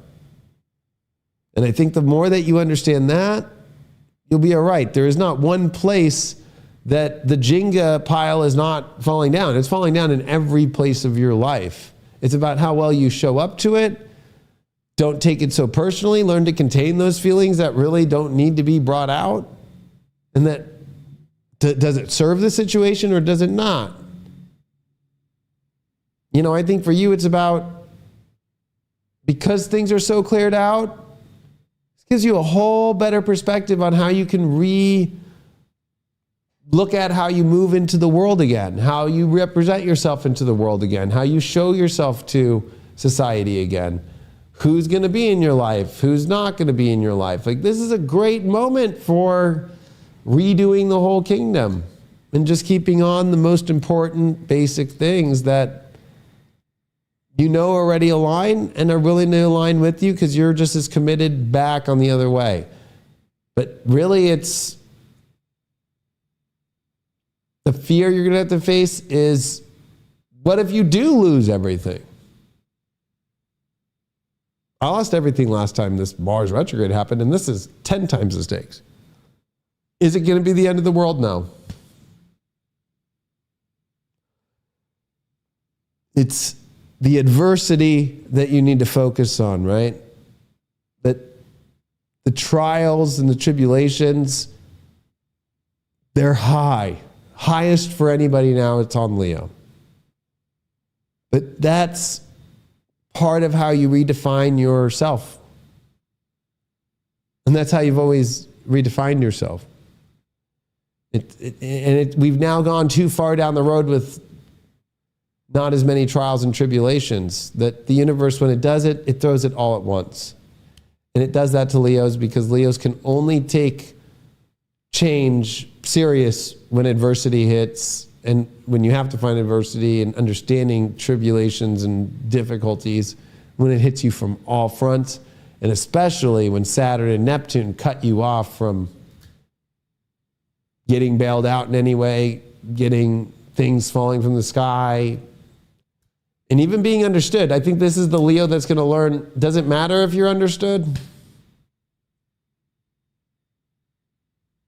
No. Like, I think for Leo, it's realizing you're in a world that if anybody doesn't fit in, it's Leo. And that's okay. You don't need to go focus on this little world or little kingdom, but be part of the eccentric world that's very different, and not worry about it, and not worry about what you've done and what you've become, because that's just part of who you are, and there's a new part of that that's showing up, and accept it. This Capricorn transit will reveal you worked your ass off for what? Well, to learn the skills of how to work your ass off. Doesn't mean that it's going to stay forever. You've learned how to make adjustments and tweaks better than anybody, so you get to do that. Pluto in the 6th house has taught you how to make minor adjustments on the fly in extreme circumstances.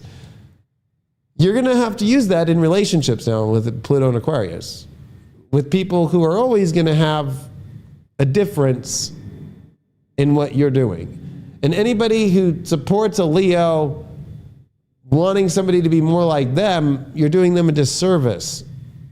The more somebody's like a Leo, it's a disservice. Leos don't want to have people be too similar. Leos are into the people that are opposite. Leos don't, marry the person that listens to the same music. Leo doesn't go after the people that have all the same tastes and everything. They want to view the things differently. They want the king or the queen from another land that has a different language or a different, taste or look or perspective on life. Not the same as the king or the queen. If you can understand that, I think you're going to be all right. Even though you're going to have to ask yourself, am I all right? And answer with a yes and go back and go, it's okay that everything that you've done and everything you've built and everything that you've conquered, even I'd say, happened. But it's about understanding the karma that will come from that. That's what this 8th house transit is in Saturn, Neptune, and even this Mars that will end up in Cancer in retrograde when we start the new year is like, hey, you laid down all the things that you could do, and the big karma will come back to redefine you and be the upswing. Where you normally get your power has been like these things that fall into your lap, but the things that are going to fall into your lap were karmically set by the actions you did over the last 16 years. And if you were a good Leo rising, and you did your best, and you were at your beck and calling, and you inspired, because that's the test of any good Leo. With Mars retrograde right now, as long as you know that you were an inspiration to so fucking many people that it changed industry, it changed people's lives, it changed how people view things, you're going to have a good karma that comes. It's a good time for spiritual study. It's a good time for just doing the work. You've learned how to do that. And just, there is no pop right now. There is no, you don't need to find edge. You don't need to find excitement. You just need to find acceptance with the rewriting. I'll never forget the last time Mars retrograde in Leo, me sitting in my room and just doing charts and DJing all these mixes, and then, I wanted this next gig, or I wanted this thing, and waiting for this to happen, waiting for that. And you know what? I'll never take back after, but in the moment, it feels like this is just fucking... Remember, this is going to feel like not typical Leo time, because it's not. The world is not going to feel Leo. Like, I'll just be honest. Leos are looking around like, why is the world so unhappy?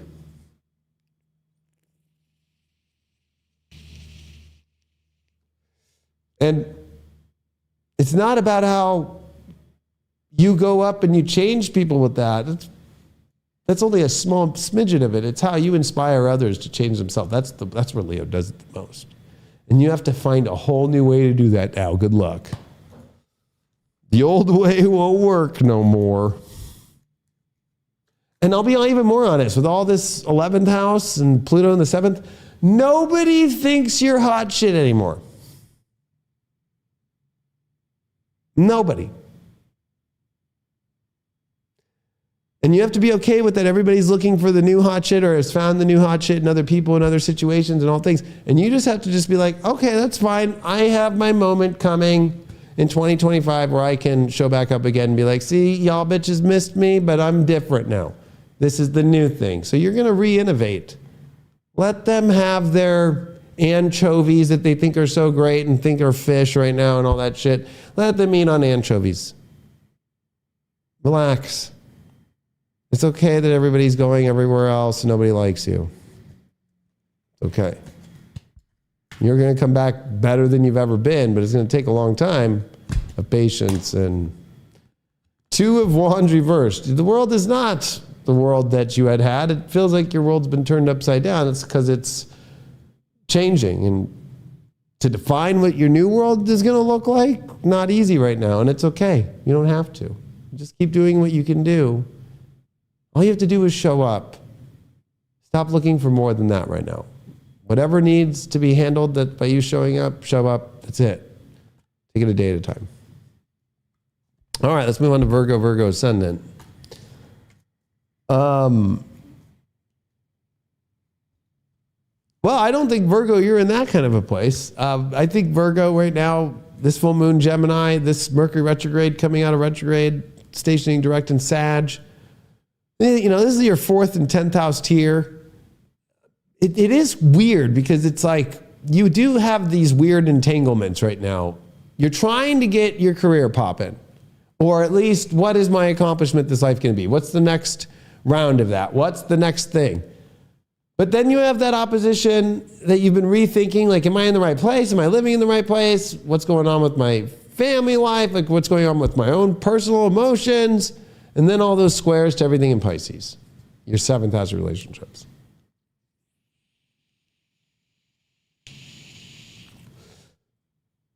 So it's either the missing relationship, the relationship that's in your life but feels like a ghost. You have to realize that you're tinkering with, like, gosh, you know, Virgos are right. Your guys are Dorothy in The Wizard of Oz right now. Okay? And so you have to look at, like, are you just trying to do what you think is the smartest thing to do? That's probably smart and actually what Jupiter's helping with. But the square to Saturn is saying, like, yeah, that sounds smart, but maybe you need to think about, well, what impact have relationships had on me to make this choice? Am I being controlled to make a certain choice? Am I trying to fulfill more of a role of caretaking? Maybe other people are doing it because you want to try and do something that's going to make you feel like you establish a better view from a personal space. Is that really the space that you want to go to? So what my point of this is it's complicated as fuck. You are a Virgo, and so all these energies, especially this 2 weeks as we exit Sag, with the Mercury direct, with the full moon in Gemini, with the Jupiter square Saturn. Geez, I mean, like with Saturn, Neptune now direct in Pisces, like all of it is making a big cross, and you're at the point that makes that big mutable cross, being a Virgo, right? Everything right now is all over the place. You're juggling personal life, relationship, and work. And then you have this really interesting, like, oh, okay, I'm trying to figure out what's going on. You got Venus that's helping you in Aquarius with Pluto, though, which happens to be your 6th house. So it feels like, how am I going to find my new, like every time you find a rhythm, it just gets shot, like zapped out. You need to reapproach what rhythm is. So you're working on the old way of, like, I need to have a schedule and a timing and do this the right way. That's not working.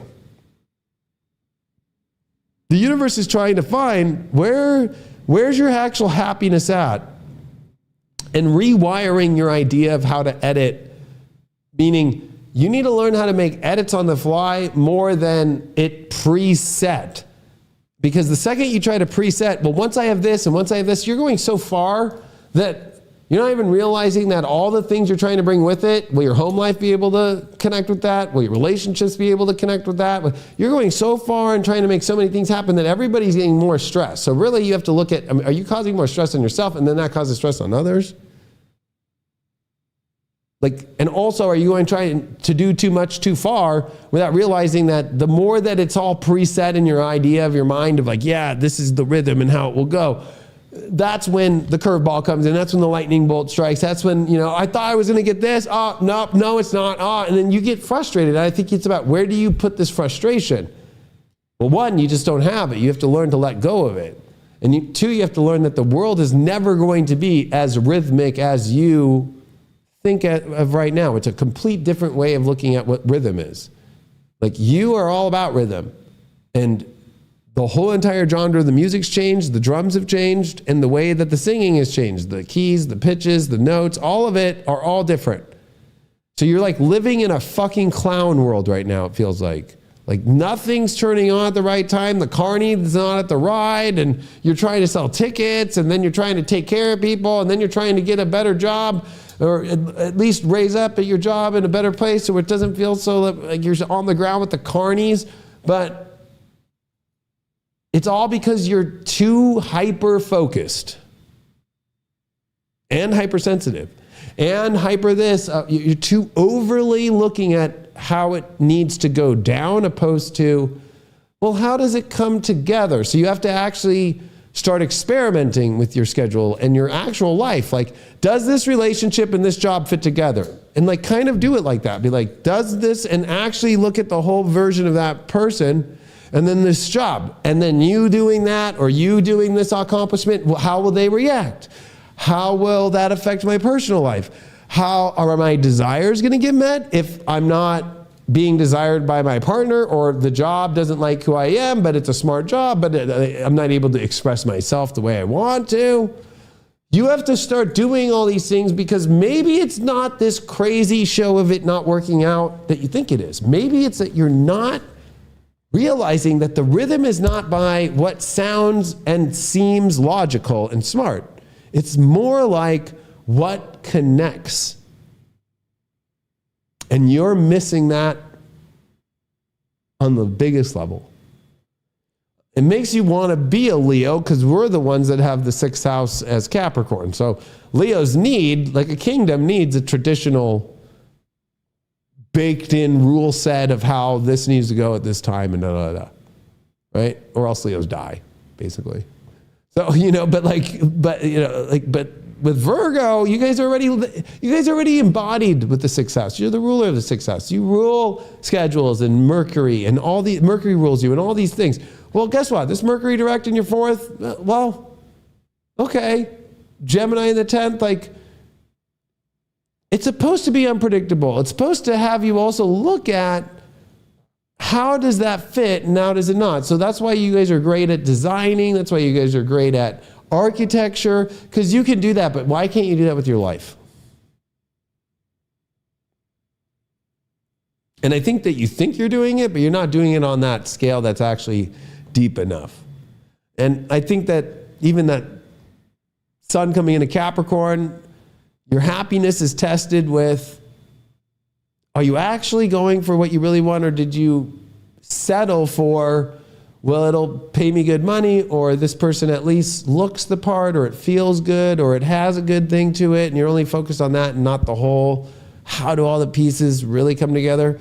I think that you do have a lot of confrontation about speaking where your feelings really are, and I think that you need to ask yourself, am I being repressed of that? Because that Mercury's going to come back and square Saturn again in your 7th house, so it's almost like, do you feel like you're not able to express yourself around a relationship?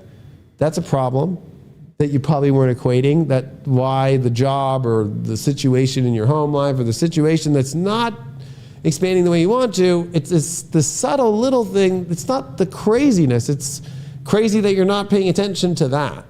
It's crazy that you're not paying attention to, where you're not getting your needs fully met, that you've surrendered to a negotiation and you've set yourself with a deal, like, well, I won't talk about this, or you know what, I'll accept that you do that, or da-da-da. Like, where have you just negotiated into where you're actually not able to get what you actually want? And you're not even seeing the future it's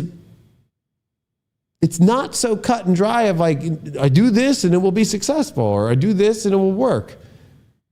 You have to start to use tools you've never used before. I remember when Pluto came in Capricorn and, Michael Luton just passed away about a month ago.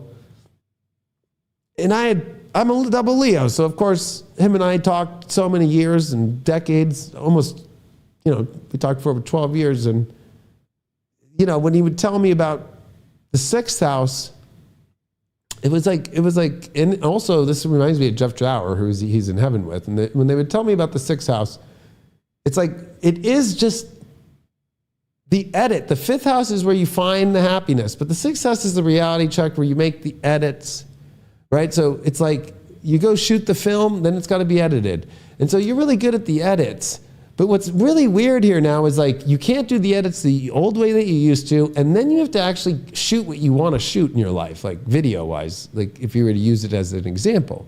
So the problem here is that you're trying to edit the old way, and then you're also trying to edit footage of your life and things in your life that you're really not that happy about, that you're really not all the way into. So it does seem crazy, but it's more like, one, go back to stop trying to have life work in a certain way. 2, ask yourself, do those things connect, and actually take your hands out and be like, does this relationship, this job, where I live, where they live, or we live, whatever it might be, how will it affect if that? And it's so, what Pluto in the 6th does in Aquarius is go, you're the crazy one attached to the outcome of the reality working that way. Did you even put all those pieces into the fucking quantum computer and be honest with simulating it out like The Sims? It almost like feels like you're playing in a game of Sims. But it's not crazy. The whole irony of what you're going through is that it's not crazy what's happening. It's crazy that you're not experimenting enough with why oil and water don't mix.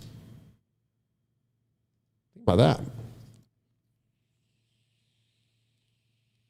And that Libra moon, by the end of, we get by Christmas and it squares to the sun. You know, that South Node Libra for you, it's all these negotiated self-worth and values. It's Mars retrograde in your 12th. It's you know, you think you're happy, but you're not. like there's something that you don't know how to confront about life not going the way that you want to, that you won't face. So it's this courage that you have to find in areas that you're hypersensitive to face, that you're trying to fix. Your answers to your problems are there. And that Libra moon is stop negotiating bullshit, fucking diplomatic situations that just are not delivering what you actually need in your life.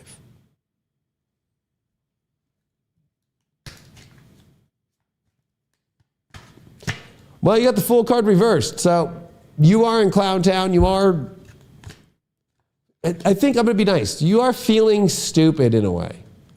Like, why is this not happening? Or you're not paying attention at all right now to what's happening.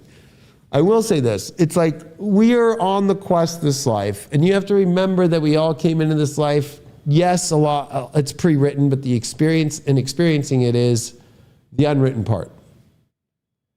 And I think for you, it's like you're getting too caught up in the experience and forgetting the reason why we're here. And even in the challenging aspects, and even when it's not all coming together the way you want to, is letting go of that stress. And also letting go of that part of you like that's just acting the fool, kind of like, no, there's nothing wrong, it's okay. Like, stop doing the same thing over and over again, and you won't be insane.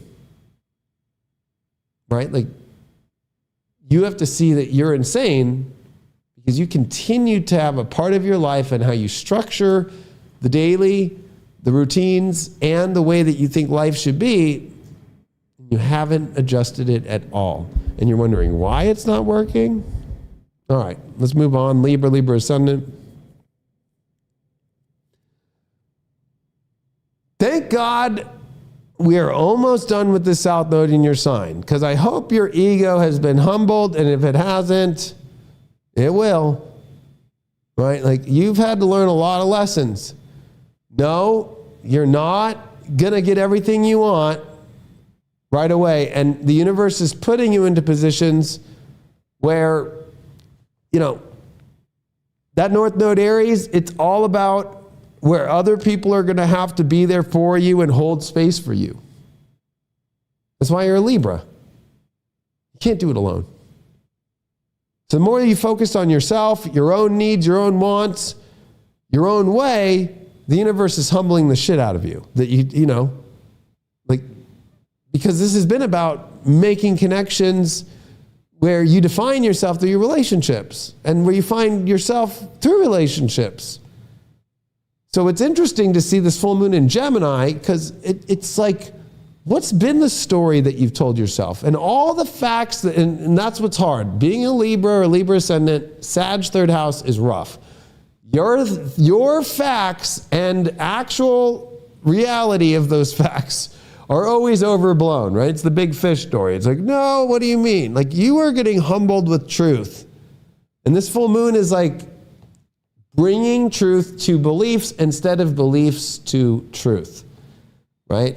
Bringing truth and basing your beliefs off fact and not creating stories, especially egoic / overconfident stories, without taking your time, asking for other people's insight and opinion, remembering to put time into yourself just as much as others on an equal basis to balance things out. It just can't be just all about you. South Node is always the Delulu, and it's the Delulu. It's all about you right now. It's not. It's about you and other people and your one-on-one relationships. But it's interesting that this full moon with Jupiter retrograde that's in your ninth, like, you're rewriting a new version of your life. So that's where the South Node's killing the old you. But it could be desperately trying to revive an old version of you, which I would definitely not try. And Mars retrograde in your 11th, I mean, this one's really interesting to me because with Pluto in the 5th, like and with Venus in the 5th, and yeah, Venus trines Jupiter this week coming up, right? And that's a nice one, but it's like you can only be happy when you start rewriting your beliefs and building that from a place where, you know, you've got to de-thaw your happiness, right? So it's almost like you've kind of frozen out, maybe focused too much, whether it's on your own way, whether that's through work, right? We're not in Jupiter Cancer yet in the 10th house. That's next year. And it's going to be in square to Saturn. Just how we're having Jupiter square Saturn in this 2 weeks. In your 9th to your 6th house. That, you know, the universe is saying, like, you can have a life you want, but you have to do all these other things. And I think that's hard for you. It's like you feel like you're being damaged or you're feeling like thwarted when that's opposite. The universe is trying to purge the old you that was not a healthy you. Mars retrograde in the 11th is in opposition to that, Pluto being like, you've given so much of your happiness into, you know, groups, friendships. What about your own personal happiness and your own personal love life? And it is a very weird transit having Pluto in the 5th in Aquarius. It's opposite. Like, again, you love your friends. You love, you know, the idea of the collective and the group more than your own just like romantic love, even though you can bounce into that, but then there's always the, let me get back to that. But you can't anymore. Like the only answer that's left is how with Aries, this fire in your life in the 7th and this Pluto, like de-thawing and connecting with electricity. And actually, Pluto is the ruler of your 2nd house. So your self-worth and value should be on love. And for you, it's almost like you think something bad's going to happen, right? So you trust friends because you can detach easy. And you only love things that have an exit.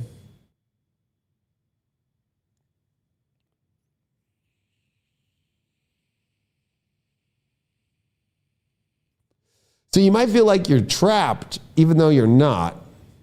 Quite the opposite. What traps you is the trap you set on yourself by restricting yourself from having such a great life. I mean, honestly, this 6th house is re-engineering so much with Saturn and Neptune here. Neptune just stationed direct in your 6th house in Pisces. We see this full moon squared about your beliefs and your ideas of how your life is.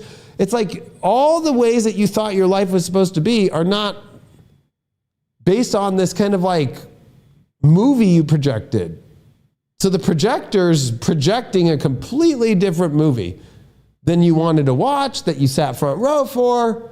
And more important than that, it's like, hey, it's one that actually is more in alignment with things that you had wanted at one time in your life that you forgot about. it's also one of those things to where it's like, you've got to look at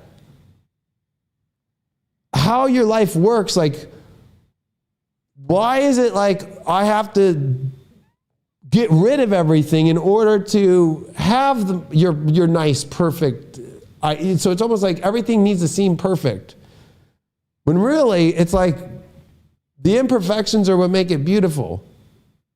Like, you are stressing because you feel like the picture's not going to display what you want. Well, maybe you didn't look at the picture correctly. And maybe you forgot about all the little things in the picture. Like, you've been focused on the big thing, Mercury retrograde and Sag in the third. Like, it's like taking one thing and exploding it, right? Instead of like all the little things and filling up the whole picture. So it's like, if you were to take a picture, it's full of pixels. It's like you focused on one little pixel. So you're like, why is the whole picture empty and only I'm getting this and I'm only getting this pic? Like, there's only like 4 or 5 little pixels. Because you put so much emphasis on these little things that you forgot about putting so much emphasis on all the little things and showing up to all the little things. Because if you're so tunnel visioned in your own self with the South Node here and the moon coming here to square this sun in Capricorn and when Pluto in Capricorn, that was about your emotions. And so you have to realize that, you try to control the emotional life that you live, and that's not going to work anymore. That's going to cause more problems. It's going to cause you to be unhappier. You have to actually trust and see that the value is in expression of happiness and love and understanding what other people's happiness is and how you can show up for that. Now, you've done that before, but I think it's been 15 years.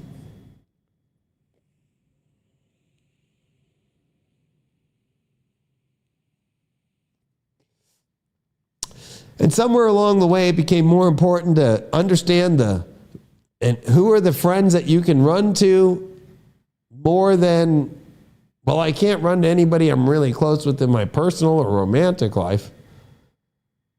Right? Like, and I think you've done a better job of going that way, but it's like fully tilting over and understanding that in life, being a Libra, yeah, life's opposite, but that doesn't mean you live it oppositely. It means that you learn it opposite.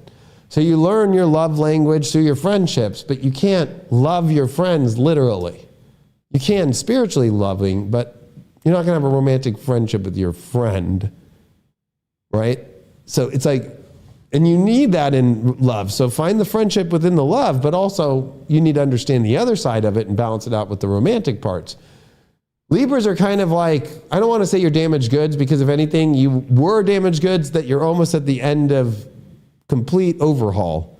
But this last part of the overhaul, this month, next month, like it's really about your ego's last dying breath of wanting to either A, you still haven't been humbled enough and you're going to get your ass humbled by God, or 2, you're just wanting to just feel like you have something to control emotionally in your life that's no longer there to be able to do. Like, there's 0 in your life you can control emotionally except your own emotions, not external stuff. Tangible things, relationships, life, job. This is going to be important for you to remember that life is not about, what you have control over. It's where you can learn to surrender and let God take over more. Let people you love in your life take over and figure things out.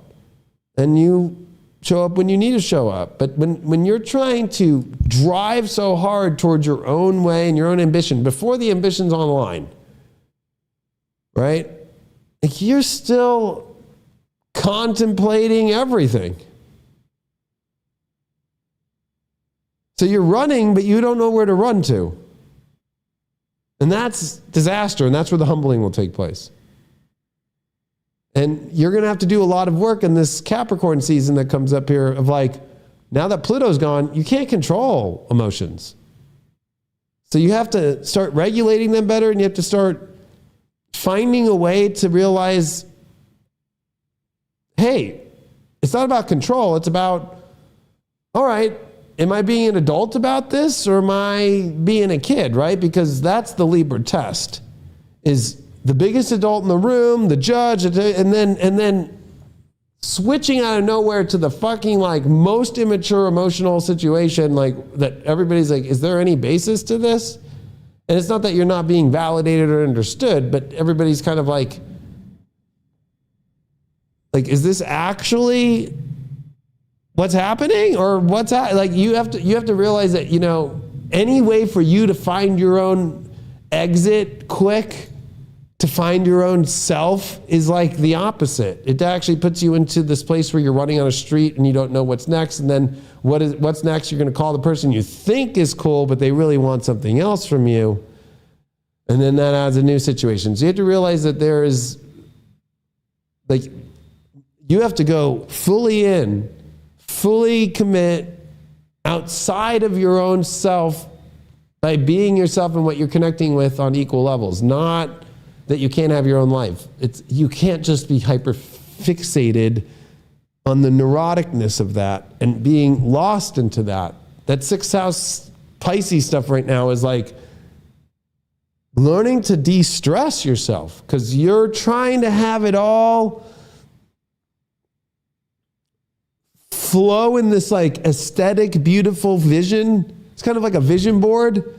And you're upset that you chose magnets that only hold one piece of paper, and you're trying to put 50 pieces of paper on there, and then you're mad at the magnet company, and you're mad at the partner, or mad at the friend, or mad at somebody that you went past and the magnet fell off the fucking vision board. It's like, is that their fault? Did you let them know?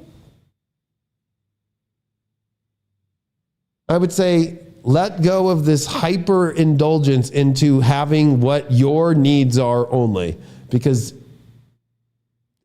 you're at that hardest humbling point coming if you continue on your journey as you're in the trash dump of an ego, not the building or reaching the accomplishment that your ego wants.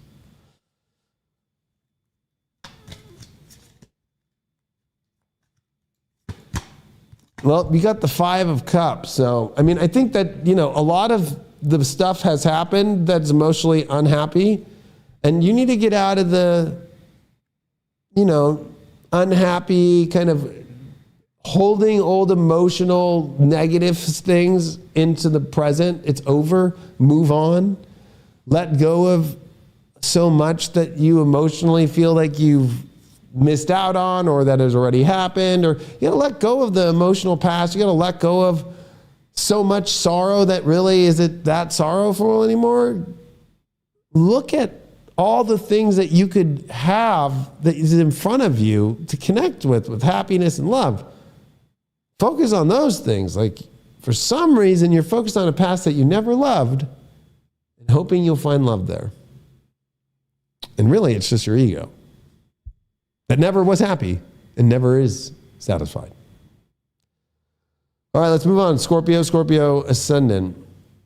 So Scorpio, welcome to this whole different world. It's Pluto Aquarius. You're ruled by Pluto. And it's your 4th house. And we're in this full moon Gemini in your 8th house. So there's a lot of these like kind of innuendo astrological, like talking astrological talk that only people really deep in astrology would understand. Like, well, Pluto, I do rule Pluto and I'm in Aquarius. That's the 4th house. That's weird. But I am the one that rules the 8th house, and this full moon is in the 8th, but it's in Gemini, and Jupiter's retrograde, and it's in Sag, and that's in my 2nd house, and Mercury's coming out of retrograde. So you've been like, I'll be honest, I think Scorpios right now are in a complete like reevaluation phase, that the squares to Saturn, Neptune that are in Pisces is like a crisis that's not that bad that you're going to have to overcome. I think that you think the whole world that you've come into was like the wrong choice, or you're not happy, or you're thinking that other people might not be happy with you, or you've gotten too far into this kind of like deep hole to where you don't know if you can recover, especially when it comes to how you deal with happiness. It also has to deal with your personal life really intensely with this Pluto here in Aquarius and Venus, and that Venus that is going to be, finishing this opposition to Mars retrograde in your 10th, your career right now is probably going in a whole weird direction. And you have to be okay with it. The last time it did this was 2009 to 10. And you had high hopes, and it's not going the way you thought. But that Venus in the 4th, with Pluto in the 4th, is saying like, all right, calm down for a second. You have to learn to find the chill pill and the chill button and have a better perspective emotionally about things, because I think for you, it's like things are coming up, but they can be worked through. I think that's what North Node Chiron in the 6th house is like, yeah, it's always not going to feel like it's epically being easy to fix life. It's just about showing up and continuing to show up, and it will eventually shift. I think for you, though, it's almost felt like too bland or too boring, as far as like, oh, it's just feeling like I have to do all this work, but then like, where's the passion? Where's my value? Or, your needs and wants are huge on the menu right now and nobody's serving it.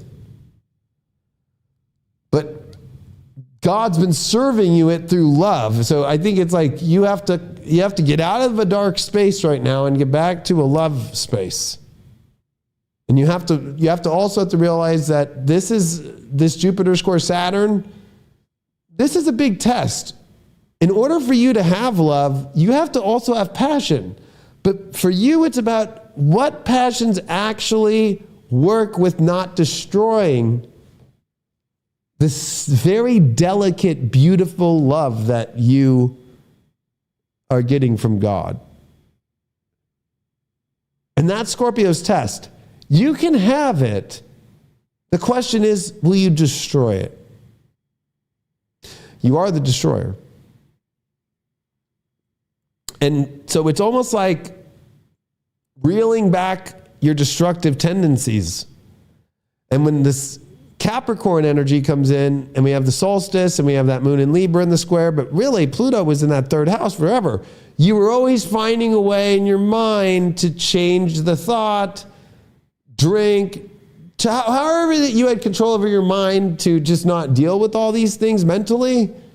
You can't do anymore. Now it's all in the emotional world. So to be honest with you, Aquarians right now are bringing up emotional situations that they don't know how to chill back on, right? And then there's moments when you are like, oh fuck, I'm chilling back where I usually would lose it, or usually I don't know how I'd handle it. It's about knowing that you are being put through a whole new way to appreciate and value things and see how delicate those things are, and still get your needs met without destroying the beautiful things that you also want too. So you've been given a lot of things you want, but now the question is, are you just trying to jump ship to find a new passion and learn that life is not about passion to passion to passion? It's about maintaining the delicacy of each passionate thing, and to continue to build the building blocks and the strings that connect those without them falling apart.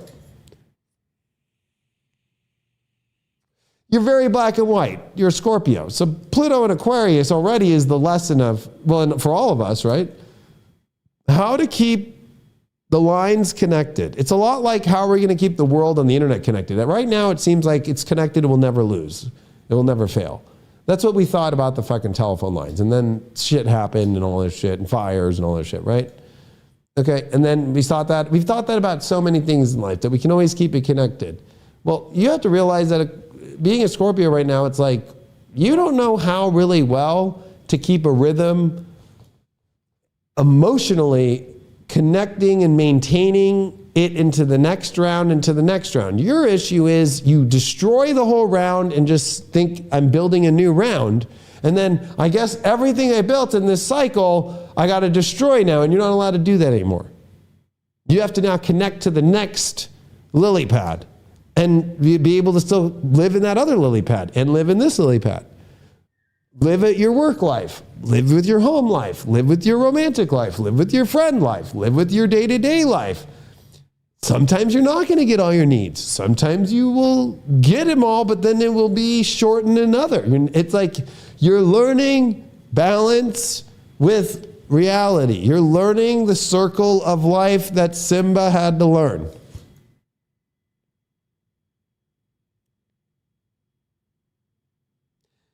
And Hakuna Matata sounds really good right now. Saturn, Neptune, Pisces in the 5th. It sounds like I'm just going to run away. No worries for the rest of my days. But you're a Scorpion. They won't take you there. They eat insects and they eat bugs. So, last place I'd want to go if I were you. It's actually more terrifying. So, and you can't, and for you, I think it's like, it's not about pride, but I think that you need to find that, you do need to not find pride, because I think pride is a sin. And I know Leo rules pride, but it's not pride. Leo rules that place where you find resilience and you find the ability to still love even when it's hard. And so with your career pressures and with your responsibility pressures that have secretly mounted, because that's the other thing, is how do you communicate things that are hard to communicate that feel private, but you need to communicate to friends or to people or to things like you've gone full tilt into your own kind of world, and you give your version of things, and you do connect with other people the way you want to connect with, but what about how do you bring out your story more? How do you expose your story more, and who to? That's a question, but I think you have to realize you're in a big time of finding that resilience, finding that courage of maintaining and still showing up. That North Node in the 6th house, Mars Retrograde in Leo, and then all this Sag. I mean, these are all houses dealing with production and work and creation. I think for you too, it's like you're questioning your ability to be able to manifest your life the way that you wanted to coming into this moment in life, because you had a different version of how it was going to look coming into it. So it's like you're almost second guessing, did I make a right choice? When really it's more like, no, you're doing life differently. You're having to manifest differently. You're having to take on things differently. You're having to show up differently, especially emotionally. You're having to communicate deeper things and more intimate things than normally you wouldn't. You're having to have a better observation that things are more delicate and you just can't destroy, and that everything is not, I had the great relationship, I had the great job, then I lost everything, and now it's like, it's always tandem. You have this, you have that, you have that, then all of them go away, and then you lose something, and it loses everything, and then you start over. That's over, so you don't subconsciously bring that into this moment. And it's funny, you'll fight for the thing that almost leaves. Let's say it's a relationship. Oh my God, I almost lost you, I saved you. Now you're like, fuck that, they're being mean to me, and I found something that makes me happier. Don't do that, you're just doing the same story again. How to not be the destroyer. How to actually open up where you haven't opened up before. And also how to not, now with you, I think that you need to take a lesson from, the chill and the cold, and chill the fuck out emotionally, because those lightning storms you bring emotionally are not going to do anything helpful. And if anything, this could be a holiday where you could scare somebody. And I'm being serious about that. To where they actually, and you might not realize it, but your emotional reaction to things, or how you're dealing with your stress, or how you're expressing yourself, if those lightning bolts come out, it could hit the wrong place on somebody that could lose them forever. So you have to be very cautious right now, because this Capricorn energy is saying you need to learn how to communicate when it's the right time to communicate. You have to learn to accept that there's going to be combos, there's going to be thoughts, there's going to be, you've had phobia about certain things to talk about because it brings something back up. You can't control your environment, 3rd house anymore, Capricorn, to avoid triggers. So I've been saying this about, and not every Scorpio will go through this, but a majority will, or Scorpio risings. There's a huge mental health issue that's mounted up around phobias. I don't want to talk about that, or it's avoiding and trying to have the environment controlled. And then if you're just letting that Pluto sit in Aquarius with Venus there and just letting all the unpredictability, Uranus being in Taurus, right? Being in your 7th house of relationships and letting your relationships trigger those emotional situations. I don't want you to scare the shit out of someone. I mean, let's be real. I hate to say that this guy is part of your guys' clan, but Diddy's a great example. Oh, I already did that card. Remember that. Diddy is on your guys' team. All right. I don't think people are saying Team Scorpio right now, you know. So, look how he's handling it all.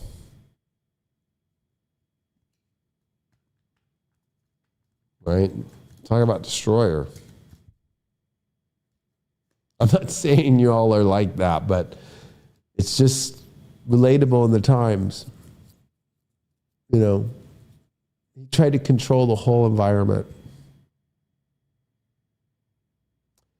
And that's what you have to deal with. Why would you do that? Because you don't want to talk about the thing that you're trying to protect within you that's something you have a phobia about. Now it's hit your personal life. I think talk therapy would be the best for any Scorpio right now. 9 of Cups, you got so many good things going that I almost feel like all these questions with this full moon in the 8th and the 2nd house's reevaluation is like, keep looking at all the good things instead of like wondering if they're still good or not. It's good. Like the meat's in the freezer. It's not changing. You could still eat it. Like, it's almost like you're like, is it still okay? Yeah, it's been in the freezer for 3 weeks. It's fine. Relax. Nothing's changing.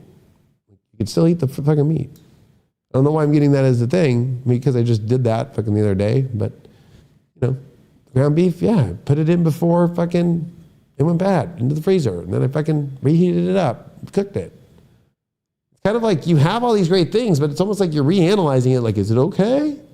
Or did I reach the expiration date on these things? No, it's quite the opposite. You're the one needing to expire how you were always looking for things to expire. And the phobia is around that. All right, let's move on to Sag. Happy birthday, Sag. Sag rising, happy birthday.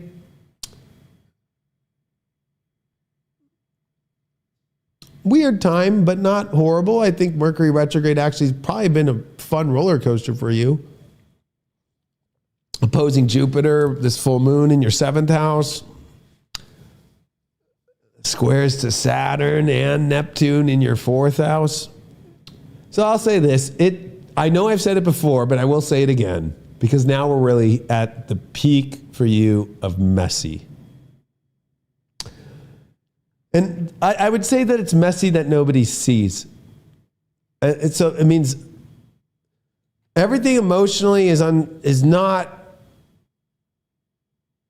at all moving in the right direction, because it's not moving in a direction. It's a whirlpool of things happening.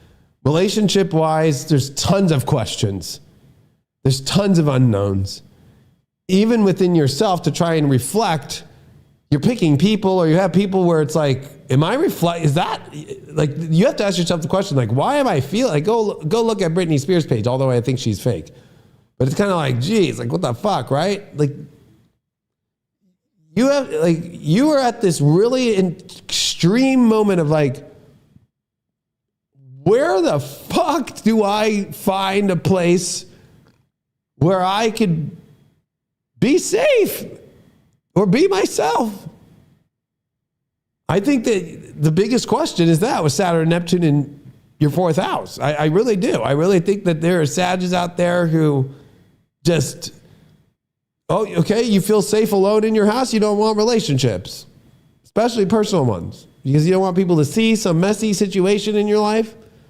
Or you're in a messy situation relationship-wise, and your home is a fucking wreck emotionally, and your personal life is not safe because you're with somebody who honestly is not what you thought. The facts, it's like, and you wait a long time in Sag. You process things so long and you're hoping for the best. And this is where it's like, you can't just hope for the best.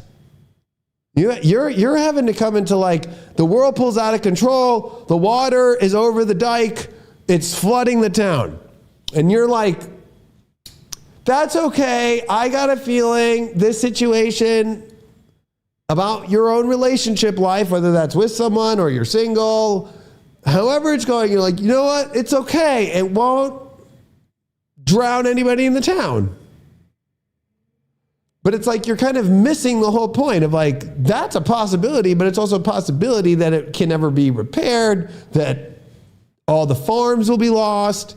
And so when you think about your life right now, it's exciting. Mercury, I think, retrograde in Sag, for all Sages, is like the Delulu moment of like, everything's great. But no, nothing's actually going where it's going to leave you to a place that actually is a place. So it almost kind of feels like you could be in the most secure space and not feel like you even know where you're secure. It's almost like it's like being a boat out in the middle of the fog and you're just like, yeah, I guess this is what I call home now. I will be honest, it is soap opera drama relationship-wise. So I think that for you, you have to go like, okay, what wasn't I willing to see the facts that were facts about this, and will I be able to deal with that in this emotional whirlpool? I think when we start mixing in all the other transits like Pluto and Aquarius, it's out of your second house, Capricorn, and we're coming into Capricorn season. So it's like all that you valued had something attached to it that was about getting something. So every relationship is about, well, what can I get out of it? Or they had something. Pluto is about 8th house, other people's shit, money, stuff like that. Your desires are outside of yourself that somebody else can deliver. And when it's in the second house, it's like, well, they got lots of coin that they can bring, or they've got connections, or they've got this. Now, and so I feel bad for a lot of Sag risings out there that are carrying over relationships and situations right now from Pluto Capricorn, because it's like, whatever was the Pluto that enticed you is gone now. And now it's Pluto and Aquarius in the 3rd house. So now it's like, when you have all this in Pisces, Saturn, Neptune, the whirlpool happening in Pisces, Neptune, the ruler of Pisces in your 4th, it is like, it just came direct. It's like, what the fuck's happening in my personal life? And then you add your environment and it's just, talk about uncontrollable at all. And also the things that you were reliant on, because you can become reliant in the second house of Pluto, like, well, at least the Social Security check comes through. There's something, especially it's always an attachment though with Pluto the second to a person, and Pluto is the ruler of your 12th. So it's probably the hardest transit for all Sagittarius is Pluto Capricorn, because it's your 12th house ruler in the second house, and it's like Delulu of like what you think has value and what's going to be able to show up with that value when it's in the second house, when it's an 8th house planet. Oh, it's horrible. And Mars retrograde happening right now in your 9th, going to go back into Cancer, the 8th house. I mean, if you think about that opposition, it's like you're at oppositions of like, you really thought that was going to deliver forever, and it's not. And it's now about like, all the positive things and all the things I thought were going to be there are not going to be there. So there's something happening in your life where this is not the story that I was told in myself, or even what somebody told me. So this is where somebody has exposed they are not who you think they are. Straight up, like beyond a doubt. Somebody you thought was solid is the most unsolid. And this is going to be, I think, a very good experience and good lesson and a good moment for you to really go, because it is Jupiter square Saturn. And again, you're trying to expand your relationship or figure out problems or find the good, and then there's a home life problem, there's a issue there's bringing up old mother issues, there's bringing up trying to establish a place. This could also be in a home where there is leaks and problems, could be floods, could be like you are dealing with no matter what, the universe just keeps throwing you fucking buckets of fucking just disaster in your personal life about trying to finally, the worse it is, that means the more this person that you're dealing with isn't exposing what it is. It's like Mickey Mouse in Fantasia, thinking he's the alchemist when he steals the alchemist hat. And if you don't know that, then I guess we live in a world of TikTok now and shit, and nobody remembers art from the past of the beginnings of film. But all the buckets that he can't control with his magic that start flooding it out at the beginning of the movie is your life. You thought you had it figured out, and instead of it being a magic hat that Mickey wears in Fantasia, it's the dunce hat of like, I thought I had all this magic to have things work the way I want to. And this person was perfect, and all that, and the buckets just aren't stopping, and the fucking mops are showing up, and then they start doubling and tripling. And the problems just keep flooding, and the emotions keep flooding, and it's like, what do I do? It's like, what are you doing is more of the question. Not what do I do? What are you consistently doing that you're not wanting to make an altered version, take a different understanding and story, listen to the message? A lot of, I knew when I was doing sun signs 12 years ago, I remember so many Sages when Jupiter's retrograde in the 7th. It was like awesome opportunity for relationships, and then I'm going to run back to the same bad relationship constantly. So it's almost like somebody's exposed herself and you're still there.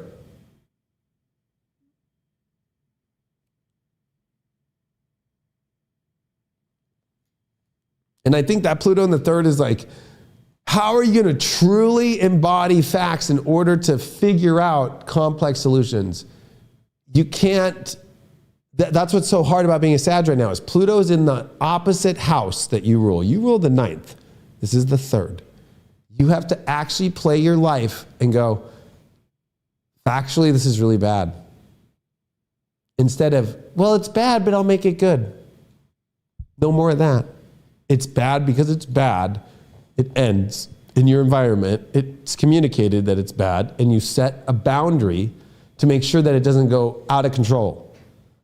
Right? So the problem is that everything's out of control because you don't set the boundary of what the truth is and what needs to be said and what needs to be handled, and you just try to hope for the best and that everything will work out. That's not going to work out that way anymore. And people are lying to you that say they're going to keep coming through with what you've just watched over the last month show up that they're not, and it's been happening for about a year now. Like, somebody that you know that you're very close with, that you rely on for security and all this stuff, they're not showing up anymore with what they can. I'm getting like their job doesn't make money anymore. I'm getting like that they are going through a massive like revealing of the mask they were wearing, even to themselves, right? So it's like a psychological problem. And I think the tough choice is in the basics. You have to make the environment the way you want to, and you have to disconnect from environments and situations and facts that aren't good for you. And you have to realize that this is extreme times, and this Capricorn energy is, you now have to be reliant on things that you have to be reliant on. You can't expect things from outside to show up anymore. The thing that was always reliable, old reliable's gone.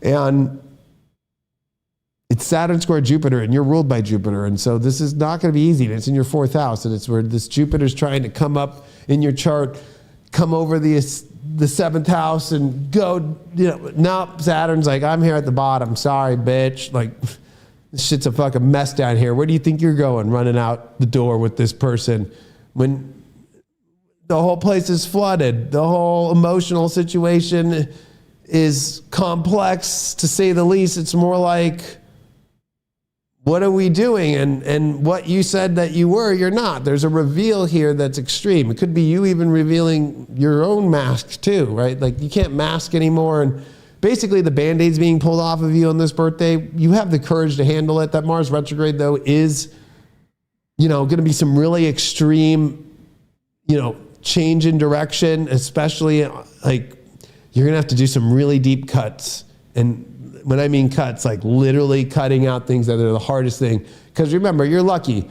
In the 8th house, when Jupiter comes in Cancer, it's exalted. So you always are able to receive, like fire signs are lucky. We get all the like 8th house, really badass water placements and home sign, really positive or exalted with Jupiter, for example, for Sages, right? Or Sag rising. You always have Jupiter when it comes in the 8th, it's badass, it's exalted. So you'll be able to receive the things that you need, but it's only when you make the cuts of things that are tied too emotionally to you. You don't put that off. Like you come across like, I'm not emotionally attached to shit. Yeah, you are. So the fact that Mars is going to come back into Cancer opposed Pluto in your 3rd and then, and leave Leo and then come into Cancer and cutting things out in the 8th, going to be really difficult. Like you think you're too involved. You think that's what makes the whirlpool too hard. It's too involved. We're too much in master. There's too many things, or there's things you haven't let go of yet either that's causing problems. And I also got a feeling that there's some people out there who are dealing with a person who's revealed a mask and it deals with another person. Meaning there was a side there was a side thing. There was a connection to somebody or that in a really weird way, and you're like, what the fuck?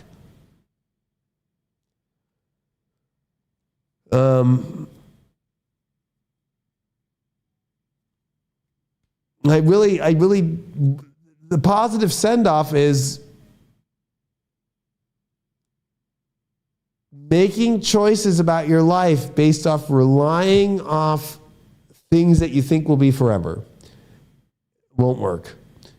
2, when you are emotionally not dealing with your own personal emotions and your up and downs emotionally, depression or maybe mood disorder stuff, or it could just be just all over the place, just emotionally, nothing's going to go well. Every choice you make, every decision you make, and the lens that you're looking at things through is worse than rose-colored glasses. It's like beer goggles emotionally. So you have to realize like your emotional state has actually projected its fantasia into your life. So you can't blame the person, you can't blame the people. And the positive of Jupiter there is like the people who actually are truth are kind of waiting on the sidelines like, hi, Sag. And they're not here to say, I told you. They will after to make you laugh, but they won't tell you that at first. But like you're not ready, I don't think. But I think after this week and this holiday, to have all this kind of shit happen on a holiday, And the other thing I would say is, and I don't think you want it, but easy streets over, meaning like the easy access to what you need. That you've kind of cornered yourself to where either A, you're single and no more options that used to come through with what you need. 2, you chose somebody that they said they'd be able to come through with what you need and they don't anymore. And so you cut all your ties, because Sages are the worst at cutting ties. 12th house Scorpio. You cut ties. Cancer, 8th house, right? Like you just can't, if an emotion's over, you got to stomp it out. And that's the problem. That you have to also, I think, learn that part of this relationship transit is how do you maintain relationships that aren't bad, that maybe just aren't what they need to be, or they're not what you thought they would be. And how do you keep your lines of communication in life to where you can still have all the things that you need? Like it's almost kind of like you're like a end all be all, like, no, this is what, and I didn't get that, and it's over, and bye-bye, right? And like when that gets thrown in your face by somebody else, right now, you don't have many places that you can go except questionable at the very least. When you go to those places and you think they'll be able to show up the way you want to, if anything, they have a whole world of more whirlpool for you. So I think right now that you have to learn how to swim in a chaotic emotional storm that reformats the belief system and the reliance on, well, what will show up or what will come into my life or what was reliable. It's not there anymore. And what it builds is your own ability to get back to self-reliance, your ability to also cut your losses. This could also mean you needing to sell something you invested in, a property that's gone upside down, negative equity. Like this is dealing with this could also be like, what do you mean? We got married and you didn't tell me you had all these bills and you didn't have all these taxes and you didn't have all this shit. Like you are dealing with like a lot, but at least this North Node in Aries is saying like with Chiron, well, at least you like a good dramatic love story, the one that your ego wants that cripples you. So it's about like you picked your ego, you get what you wanted. And again, I think that you're going to try and find support through friends and all that shit, and it's not going to be the same. That South Node is saying, those are friends that got you in these toxic places. These are groups that got you into these toxic situations, that influenced you into this shit. So you have to rewrite things when the writing was on the wall the whole time. And it's the phobia of rewriting when you already knew not to go through an experience where it was like, warning, warning, but no, it was good. That's a big lesson. And to not have phobia about life still. And to realize your personal life, doesn't need to be Waterworld. Okay? I know that's an old movie again. If you're Gen Z, watch Waterworld. Doesn't need to be like that. But that's your life right now. It's Waterworld. And everybody is there is no land. They're looking for land. And everybody's jumping on top of each other. And like you're in the middle of it and kind of waking up to it. And it's a rude awakening. But there's people there to assist, but they're the people you pushed. They weren't important to you at the time. Right. They're not important. And I think that you need to make a better way to understand how you deal with relationships. Like you are, when you go for it way too hard, and especially these last couple of years, the neurotic kind of like obsessive, because actually, if you were to be honest with them, what are you getting out of it? That they're not delivering anymore. Can you stay with them if you're okay with them not delivering that anymore? Don't trust the promises.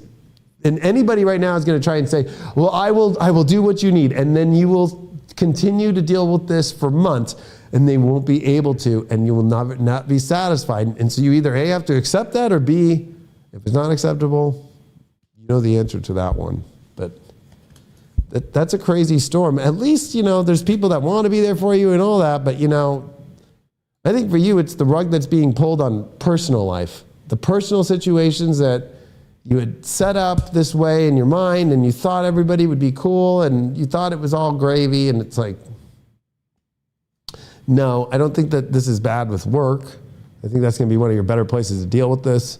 And I also think people that you know are there that you're not calling up and asking for help and relating with. I think that you put too many things and too many people on the back burner for people that don't deserve it, and you're going to have that. You're having it right now, but it's going to be so extreme in the next 2 weeks when, it takes a Sag to have Pluto leave Capricorn fully to when they get into Capricorn with no Pluto there, that they will be you Sages and Sag risings will be making phone calls to people, and people will be like, what the fuck happened to you? Where have you been? And, old reliable's gone. So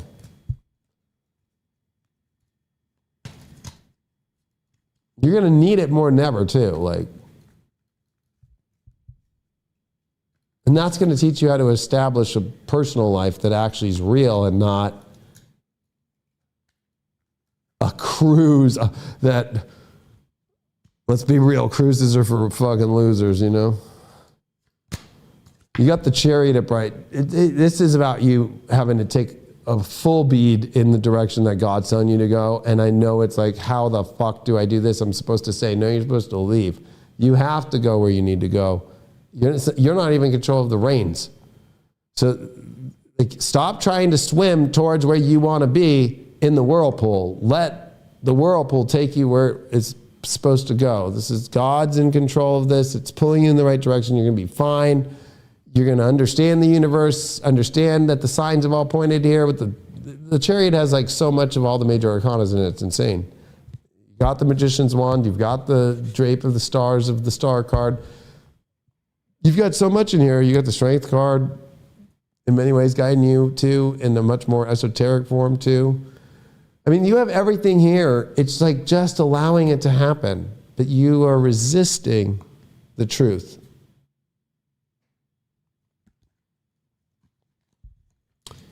And this brings up situations times 10 of when we had the Saturn-Neptune square, because Saturn and Neptune are in Pisces back in 2016. But this is like times infinity. So, all right, Cap Ascendant. Well, I can finally tell you all, motherfuckers, that congrats, you survived. Mel Gibson popped out of nowhere yesterday, I saw.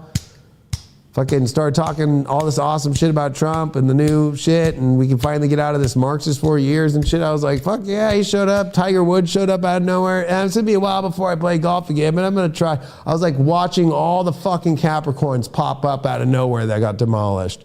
So Capricorn, they might not even watch this horoscope because they're all busy like trying to figure out their new lives. Like they figured out what they really want in their lives and what they want to be. The question is, how are you going to make it happen now? Pluto in the second.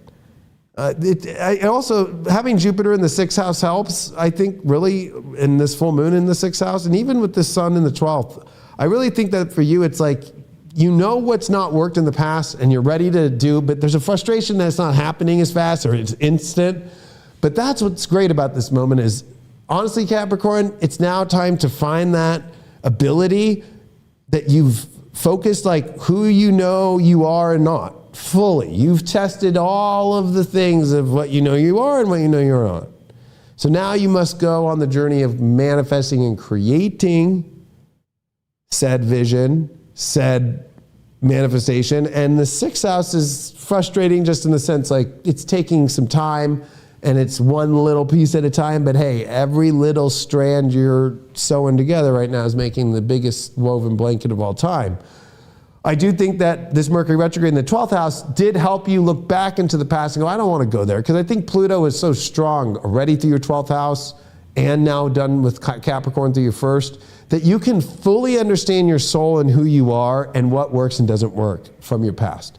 Now it's like, it's still personal, but it's moved into those more outer parts of where the self starts to create. And it's so it has to deal with money. It has to do with self-worth. And I think that a lot of this too is in your mind with all this Pisces and the big squares from this full moon, the big squares from Jupiter and Saturn that are happening, that don't be so hard on yourself. I know it was patience as fuck for 16 years that nobody could even comprehend, but you're not being held back. It's just not happening at the space in your head that you're imagining as fast as you want. So it's really about speed. And guess what? You're a Capricorn. You're here to learn through things taking some time. I also think with this Mars retrograde in Leo coming back into Cancer, remember I brought this up last month? I said, what relationship are you getting into right now? Because it's going to come back and haunt you. So it's kind of like what really you thought was great about maybe an alliance, a relationship, a romantic one. It's turning and showing a whole different story. And it's a more recent one, something that's been over the last month and a half.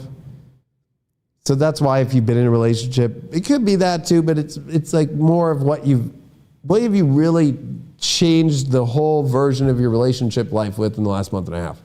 That's where you have to come back and go, wait, hold on. Because they're at odds with what you want to make. They say they're on the same team, or if you're basing it off what they're doing, remember I said they're an agent coming to try and take you away as a Capricorn, right? So you do have to be careful with who you're aligning with right now, because they're not able to do what they told you, and they do have something kind of malicious going on, meaning like there's a part of them that hasn't worked through a shadow. And that's why there's an attachment, like a little bit of a toxic attachment, I'd say, that you're having to deal with. It's not the worst though, and I don't feel like it's going to ruin your life. It'll just stunt it more, which I think that's the last thing you want. But you need to get more clear when it comes to your relationships that you have been dealing with on, do they understand what you need and what you're trying to build, or are you attached to somebody else and their needs and not able to actually manifest yours? That's a good question. And Capricorn, for you now, with your birthday coming up when we get there, and even though, yeah, it's going to square the nodes when the sun comes into Capricorn, and that north node in your 4th house, that south node in your 10th, remember, it's not about what you're achieving right now. It's about this comfortable place that you're finding, who you are, now what you're going to make, what your passions are going to, start to create, what this shifting in all these realities are, to really figure out what stimulates you and have it become real, and not have to keep worrying if it is what you want to do or not. Like the problem has been like, is this what I really want to do? Let's try a new thing this year. It's no more this year, let's try this. You now know exactly what you want. So, and what you don't want. So if you're still around things you don't want, like it's very simple now. You want your life to change, just get rid of what you don't want. Like it's very simple. I know it seems complicated, but it's not. You already lived through 16 years of like where you kept it complicated because you kept going back and forth, back and forth, back and forth. And I guess it's going to reset, and let's just go through this scenario again. And even if it's in a different form or it's the same form, that no longer is a problem. So the problem now is the confidence to build what you actually really need and going for it. That Mars retrograde in the 8th house in Leo, it's like your happiness is your passion. Your passion is your happiness. That's why Capricorn's always successful. If you're passionate about it, relationship-wise, well, it can work, but if it's not showing passion back, it won't. If it's a job, if you're passionate about it, but they try to stunt you from doing your best work, and they try to control you and tell you how to shine your light at work, it's not going to work either. So you have to really look at it as like, nothing's complicated right now. What's complicated is a relationship situation that really you're doing everything for them, or to still impress them, or because they need lots of help and they can't take care of themselves. And you need to come back to like, you have your desires now. You're not going to keep living 16 more years of like, fuck, I got to deal with this, I had to deal with that. You don't have to deal with all these things. So I think for you, there is a little bit of a clearing out here when you come into your birthday period. I think this full moon, it is epic for you because it can be a little hard. Like this is the reality and you get it. And this is the past shit that's happening and you get it. So it's like, what to do? Act accordingly. Like, it's not like you don't know. I don't think that you're having a crisis of confusion. I think you're having a crisis of contemplation of like, am I going to be okay to make this move, or will my life just go into another washing machine that's going to blow me up and start over again? No, it's going to build on top now. You have to start to trust in building things, but it's going to take Aquarius, right? Now that Pluto's there in your 2nd house, disconnecting from those things that don't return the same investment back. And, I have to then try a different angle I've never tried before, or connect to a different place I've never connected that I want to. So I think Capricorns are going to broaden their horizons dramatically, but it's going to start with the things that you're still holding on to that are not broadening your horizons. Definitely a relationship situation, and that either it's lacking the passion or or you're doing it to try still to impress them and they're avoidant and they're not giving you that much back. Or they need lots of help, and so you're doing everything for them, but they're not even able at the capacity to show up at the same level, and that's a problem. Or it can move forward, but you've got to get to like, what's the real situation going on here, or what's your own stuff that I don't know about that could implicate me in a criminal situation. That'll be a very select few, but Mars Pluto can be very criminal, especially in this second, 8th house dealing with financial aspects and taxes and stuff like that. So overall, I think you're healing your personal life by taking action in your personal life, like treating it as if it were a career, opposed to treating your career as your personal need. You don't need that right now. You think that's the answer to your problems. The answer is in the hard shit that you got to heal in your personal life and in your home life. And all this Pisces stuff, honestly, it's just like, continuing in your mind the delusion that it's going to happen the way you want to, when the fact is it's not. And I think it's also about trusting the facts that intuitively instead of, creating another false version of it. Like, oh, well, I know it's bad, but it's not that bad. And I can, don't go through that Pluto Capricorn again. It's taught you the best lesson of all. You know what is you and what is not you. Take that to everything. Is this relationship me or is it not me? And who I am. Is this product I'm buying me or not me? Everything in life. You've learned that lesson to know your signature and what it vibrates with perfectly. Period. So anything that doesn't, no matter how emotional or how the weird situations are now, like, you can't do it because, I don't want to lose something from it. What are you going to lose when the vibration's off? You're going to lose a vibration that's not connecting to the channel within your radio frequency in your life. That's going to be nothing that you have to keep adjusting the band. Like, it's like FM, but really, no, let's go to AM now to try and get their signal, and you can't get it. You're losing that.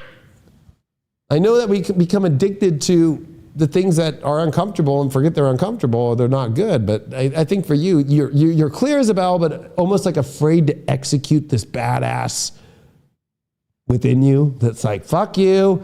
I know it might have been nice, but whatever. I'm doing this, and this is the specific thing I figured out I want to do, and just be your badass self now. Instead of being afraid that you're going to blow something up. The truth is, you already blew things up for 16 years. You blew up the idea of what could be because you kept trying to do the thing that wasn't your signature fully. And it was always a major event or person that constantly was that. Now, because Pluto does rule your 11th house, so it always just was the person. Now you have to aim for higher people, meaning people with higher self-worth, instead of hanging out with the same people on the low self-worth that you have. And shifting your viewpoint on which people have value and which people don't. Now, all people have value, but in your life and signature and frequency-wise, it's a different story. But I'm happy to report that Capricorns now are one of the better places of the zodiac. You just have to execute it now. So you got the plans that everybody wishes they were kind of in and can have things, but are you going to do it? Or are you just going to continue to think there's something wrong when the thing that's wrong is the thing that you're too afraid to do? All right. Aquarius rising. Well, now I told all of you all this year, especially if you watched the Jupiter retrograde or the Jupiter special, the crazy wild ride of Jupiter, which is on High Vibe. And I recommend you watch the Mars retrograde video a lot, because this is going to be an interesting Mars retrograde for you, right? It's retrograding in Leo, your opposite sign. Relationship situations. And then Jupiter in your 5th house retrograde, and the full moon in the 5th, and Mercury retrograde in your 11th, and then stationing direct after. So I told you this year was going to be about the most dramatic, romantic story of your life. This is where it starts to kick in this next 2 weeks during the holidays, the whole other direction. So if it's been going bad, it might start to go good. If it's been going good, it goes bad. And then because you're an Aquarius, it goes in another direction that you didn't even expect. But the drama is peaking through this whole cycle. We just reached the halfway point of the Jupiter retrograde, right? And this whole halfway of the transit of Jupiter in Gemini. And here it is, this full moon in your fifth, Pluto now in your sign, the destroyer in your sign. And so it's like everything that you carried over from Pluto in your 12th house that you didn't deal with is going to be now just subconsciously spewing in your life. Pluto is going to hollow out who you are and what is not you. That's what it does. And so you have to look at your love life first, because it's almost like what was isn't, and what isn't is, like, you know, and so it's like now you have to rethink your whole world, and who you really are is exposing like who you are. Whatever's going to happen, you know, the universe is going to like put you into a place where it's like, okay, let's see what you're really built out of here, Aquarius. Like, so there is a lot of drama, especially Mars retrograde in opposition to Pluto in your sign. So it's like you're coming into an extreme conflict in a relationship, massive. If I was an Aquarius, I would, God rest your soul right now, like in every way, and protect your soul, because you do not want to get violent. You do not want to get angry. You do not want to get upset, because you're going to get upset. This is going to trigger you getting upset. Mars in the 7th, opposite Pluto in your 1st, right? That's a direct conflict to you. Somebody's not showing up. Somebody's causing a problem in your life, in your romantic life. Whether that's the person you're dating, a person that you are in love with, or a person who's in love with you trying to fuck with your dating, or another person fucking with your partner, it's going to get nasty. And your whole lesson here is this Saturn square Jupiter, right? Saturn in your 2nd, like your self-worth is going to be triggered massive, right? So like all of the fake mask you've been wearing that I'm confident, I'm self-worth, it's all being wiped away. These squares in Gemini and in Sag are like, you thought you learned everything about your self-worth? No, you haven't. You've been putting up a Neptunian fog. Like, I have self-worth. And here's Saturn right behind it now in square, and Jupiter's in square, and Jupiter's in your 5th. Like, you're not happy, because you can only have high self-worth in order to be happy. So you're not happy because that self-worth sucks. So it's like fake pumping up that's coming down, right? Everything that you've pumped up that you thought was great is not. So anything that's been falsely, it'll expose itself. The good news is, like, this is formulating, like, this forcing into your life of like, I have to find who I really am. And so the attachments that you've had, that's what Pluto does, is any attachment you've had that this is who I am will be ripped away. Like, no, this is not who you are. You're not defined off this. You're not defined off that.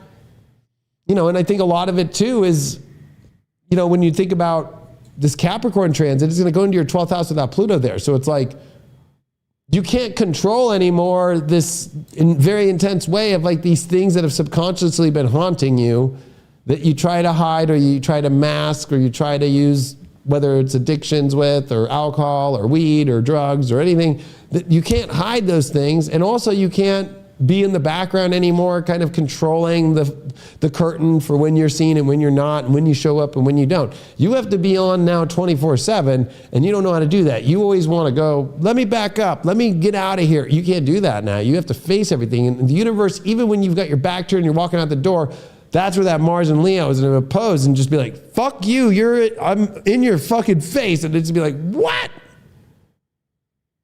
So you're going to be dealing with conflict.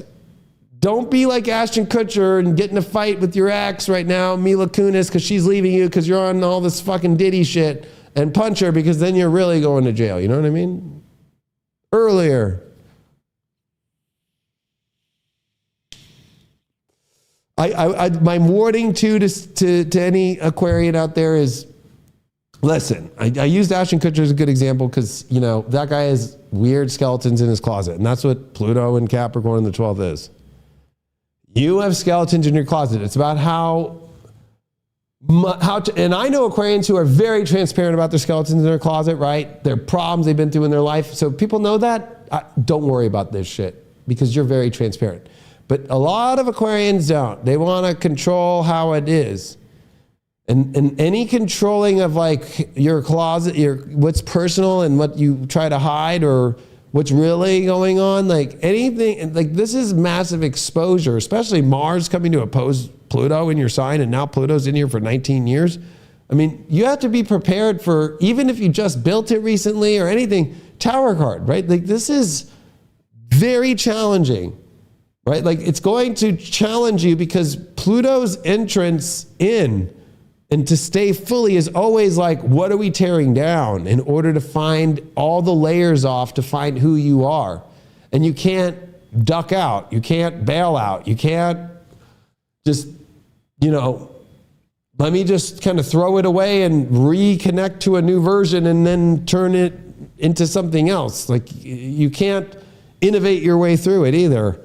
You got to face it, and it's got to be faced with passion and happiness and also confrontation of like, do you have a heart? Do you know how to communicate it? Like you're upset or you're mad without getting angry. And also, where do you set boundaries now with you? Because in many ways you have too many boundaries up. Pluto's here trying to show you like, where do you not express yourself? That's the main one. So every Aquarius has got a fear about how they express themselves fully. So you guys are always like the cool one in town. Well, guess what? Not going to happen anymore. Things are going to be so involved in your life that you are going to go past a boundary that you've never been before. And some of it could be good. Maybe, you know, you're like, I don't know why I'm getting this, but I'm going to say it. Oh God. It's not because you're my opposite sign. I'm actually trying to help you. It's kind of like, let's say you're a boring sex person. Like you only have sex fucking missionary. And that's been your boundary. And now the universe is like, you're going to have fucking doggy style. And you're like, what the fuck? But that might actually open you up to a whole new passion or a whole new thing in your life, right? So it's like, oh, wow. So like Pluto can do that. But the other side of Pluto is like, oh, I've been through the worst. And it's like, oh, wait, no, you want to see the worst? You know, oh shit. Right? And unfortunately with Pluto transits, I mean, you see it. You see these ultimate come ups and brings down, like Pluto and Sag, Britney Spears, up, by, right? Like in Capricorn, Mel Gibson, Tiger Woods, I can go on forever. Bradley Cooper, but no, don't nobody give a, bye, you don't get that life no more. Okay? It's your turn now for that. So that's why the one that's in the front is Ashton Kutcher right now, right? Like, where did he go? And everybody's asking, like, where did you go? Or what did you get yourself into? And it's kind of, I'm going to be honest. You want to look at your life, you got to look at it like the FBI would. And as a friend, because you're an Aquarius, would look as if they were the FBI at you. Like, what are you fucking doing? Right? Like, that's kind of the energy on you right now. It's like, what are you doing? Like, there's an investigation on you energetically. Like, what are you fucking doing? Like, are you really, like, what have you gotten yourself into here? Not that it's criminal, not that it's bad, but like, what the fuck? So that's what Pluto's doing, right? It's kind of like, all right, I'm going to spend 19 more years with this person because that's going to be the longest of any of your brethren or sister in this whole zodiac, right? None of us can say we had Pluto in our sign for 19 years. You're going to be the one that can. It'll be technically 20. Not even Capricorn. They only got 16. Right? Libra's got 11. Right? Scorpio's got 11 to 10. Right? So like you're the one that's going to have it for 20. So like you're going to have an FBI agent with you all the time energetically from God being like, what the fuck are you doing? And so anything that's not authentic and you are the only one that knows that deep inside, that's going to be the scary part. Is that anything that you know is not authentic in yourself will be taken away from you. And it's going to be around your romantic life, your relationship combined because of Mars retrograde and in Leo in the 7th and with Jupiter retrograde and this full moon in Gemini in your 5th. and with all these groups of people. And then we come into a Capricorn channel in your 12th house, and there's no Pluto there to kind of like stuff it away or find a way to stuff all these problems and be in your own little private corner and deal with it. You can't anymore.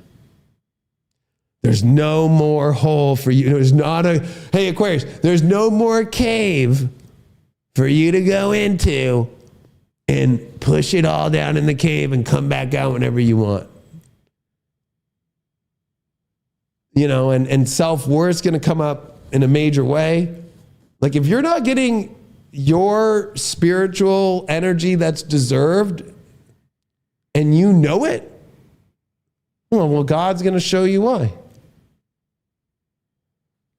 I think this is going to make Aquarians extremely agitated at first, but can turn into some very positives the more you know how to express yourself more. So you can't express yourself with a story, and you can't express yourself with any bullshit. And you know what? You're not a bullshitter anyway, but you kind of are, because there's like more to it that you want to say, but you don't. And that North Node Aries, Chiron Aries is where the healing's going to be, is the more that you can communicate. But with the Sun and Capricorn squaring the nodes, I think that for you, it's like the story that you're focused on and the facts not going that way that's causing the problems and the frustrations. That will come out with Pluto now here. And even with,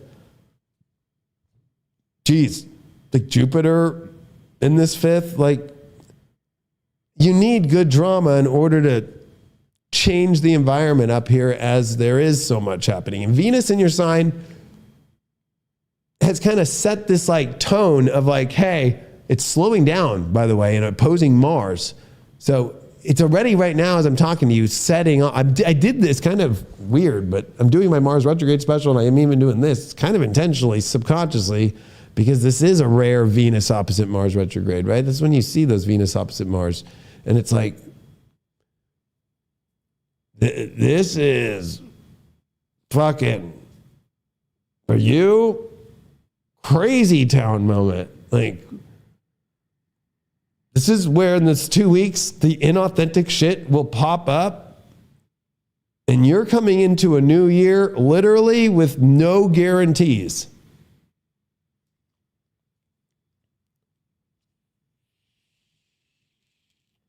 The false control and an idea of control in your life, and that it will be there, of Pluto and Capricorn for 16 years is gone. So when the drama kicks, and you avoid drama like the plague, well, the plague, you're catching the plague. You're catching the drama plague. So, you know, have fun with it. You know, people... You know, it's moments like these that actually you do find your best self, when it is dramatic, and when the love story better get dramatic. You're not really a true person until you've experienced the most craziest love story. And you've had your Romeo and Juliet trauma with it in a way. And in many ways, like, it's kind of what Aquarians need in order to find themselves, is we learn from our opposites, and that's where Mars is teaching you. But if you think about it, the Pluto point, that's always where you evolve, is the opposite. And it's 0 Leo, where the blood rushes in your head, if you use the Sabian symbol, right? And that's who I am, delivering you this message, right? Like, my whole life is like, motherfucker, yeah, right? Like, okay, that's how I live my life. Fuck yeah. Like, I'm not afraid of drama. But fucking you are terrified of it. You want to live in the 0 degree Aquarian world right now. Like, the missions and everybody in the Spanish missions in California, where it's like I can just kind of bug out in a corner and, oh, there's a cool person I can talk to, and then back away, and I can read, or I can chill. That's gone. All right? So you're going to still have to find your chill, although you know how to use that so well. So the room's going to get hot. The AC ain't going to work in your life, and you have to deal with that. You don't know how to deal with that. I have to learn with Pluto Aquarius how to make things chill. Trust me. You don't see me no more doing videos in my fucking convertible, smoking a cigarette, like fucking doing 160. I'm a dad now.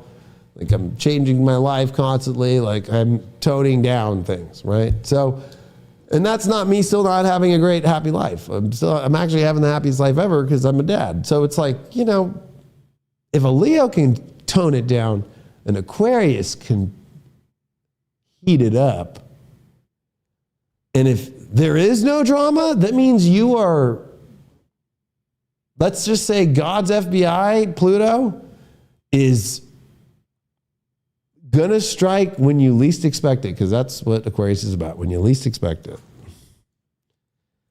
And so the guarantees of, I could just go and find a little Spanish mission and relax and go into a cave and no. Just accept that, the self-worth is like, there's more to your life that can be what you really want that's higher quality and better. But for some reason, you've attached to whatever is as the best without actually really looking at if it is. So your needs and wants are, you have an appetite that has not been filled at all. That takes some drama to get to. So, I hope you have fun with the drama, and remember, monetize it. I monetize the drama in my life. That's how I actually got here. Reality shows. And there's still videos being made about YouTubers doing videos about me on MTV and shit. It's hilarious. Like, where's your wild life? Because that's I'm going to go back to what I said for years, and I stopped for this year, but I don't know why. You call yourself the eccentric, the unique one. You're the most boring people now. You have to live a wild ass, crazy life to live in Uranus's world. So guess what? That's what Pluto's going to deliver it to you. And for you to try to avoid it will make it worse. You really think you're wild and crazy? You're not even close. You got a tattoo? Huh. You don't even know what it is. You never expressed yourself fully. There's always a cap on it. And Pluto left cap, so there's no more caps allowed. All right. King of Cups. Well, I think, you know what? This is probably the best card you can get, because that's the other part. You do have to get emotional. Uranus is still in your fourth, but the main thing here is the drama, the everything. It's about okay, I can deal with this. I can handle this. I can deal with that, instead of, fuck, let me avoid it. You can't avoid things anymore. Stop bugging out. Because you're not a bug, you're not a computer, you're a human. You're the one who represents the human race. You're the one that is the only human in all of the zodiac. You're the only one that is actually a human. Everybody else, we're the animals, we're the weirdos, we're the contraptions, Libra. You're the only one that's a human, and yet you're the one who's not living like a human. It's where's the drama? Where's the theater? Where's the where's the Libra kind of out of control, but finding the beautiful balance and all that? Boy, you're going to have to wear all the roles in a crazy new way, and you can't just be the freezer. Oh my God. It's Mercury retrograde, so I won't say this will last forever, but the next 19 years for now, I'm going to call you the dry freezer bag of the zodiac. You can't be that anymore.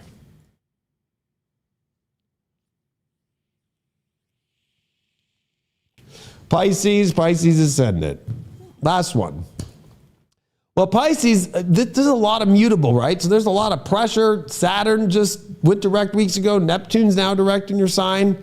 You've been pushed to this huge edge of you've got to step into who you are. And it's always do I have to? Yeah, it's now you have to, right? So life has taught you a lot. You don't have to do a lot. Life usually just flows and you go along with it.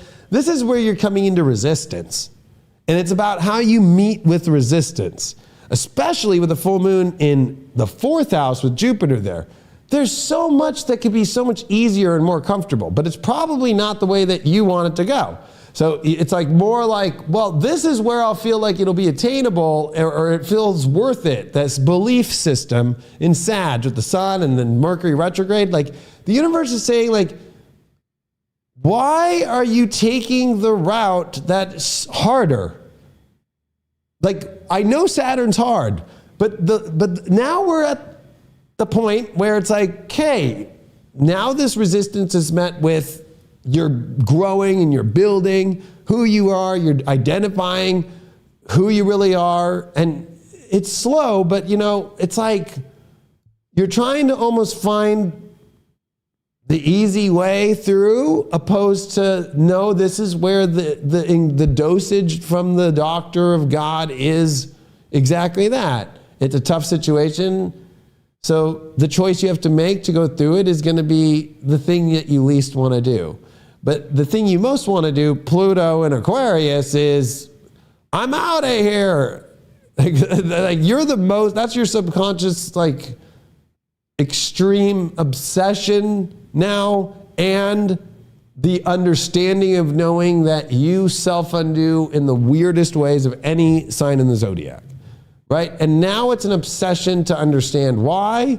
It's also a place of danger to where you can no longer escape hatch out of everything normally without damage, right? Because it's like, there was damage how you used to escape your situations in the past. It just was like people either like just let it happen or what. That's not gonna happen anymore, right? Now with Pluto there, you come with baggage, the trash goes with you. Like you break out of the fucking space capsule and all the shit and goes with you and the crew and everything. What? I didn't want all you. Oh, fuck. Like you can't just escape.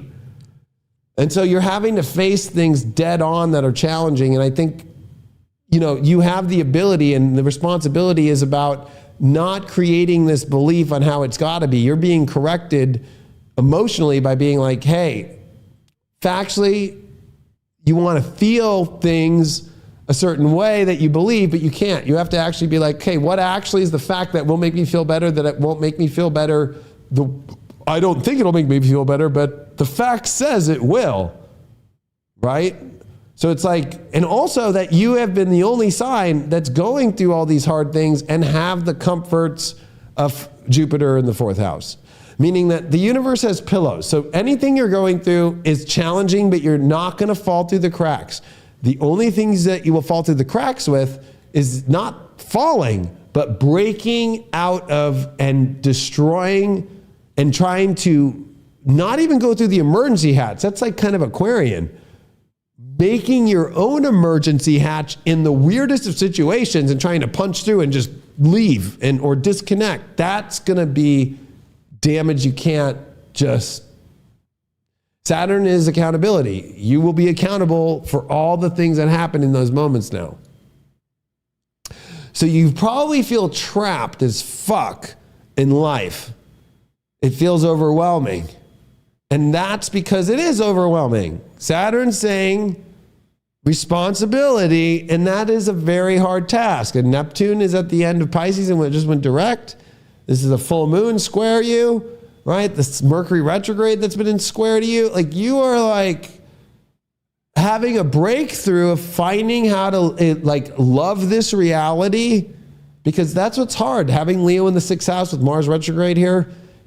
You're not one to like love, you like the dreams, you love all these other things, but like loving the moment, loving the day to day, and just like the things that maybe don't have the most epic, most magical version of it. That's where all of the work is right now.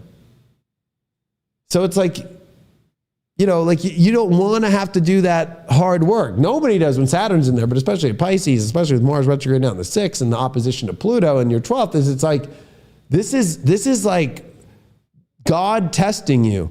Like you can't just live reality without enjoying all parts of it, even the parts that are hard. Like that's where the challenge is.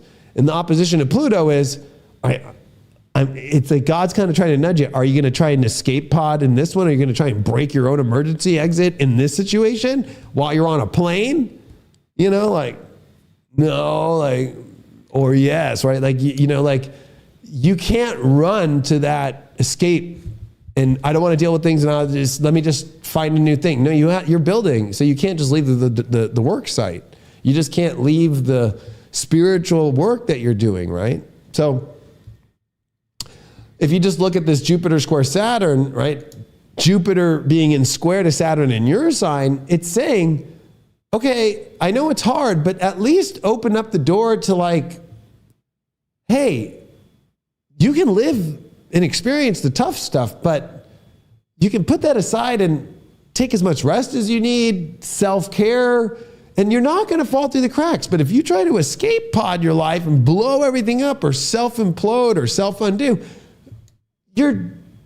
is that pillow going to follow you? Right? It doesn't know where you're going, right? Because it's Mercury's your fourth house, Gemini.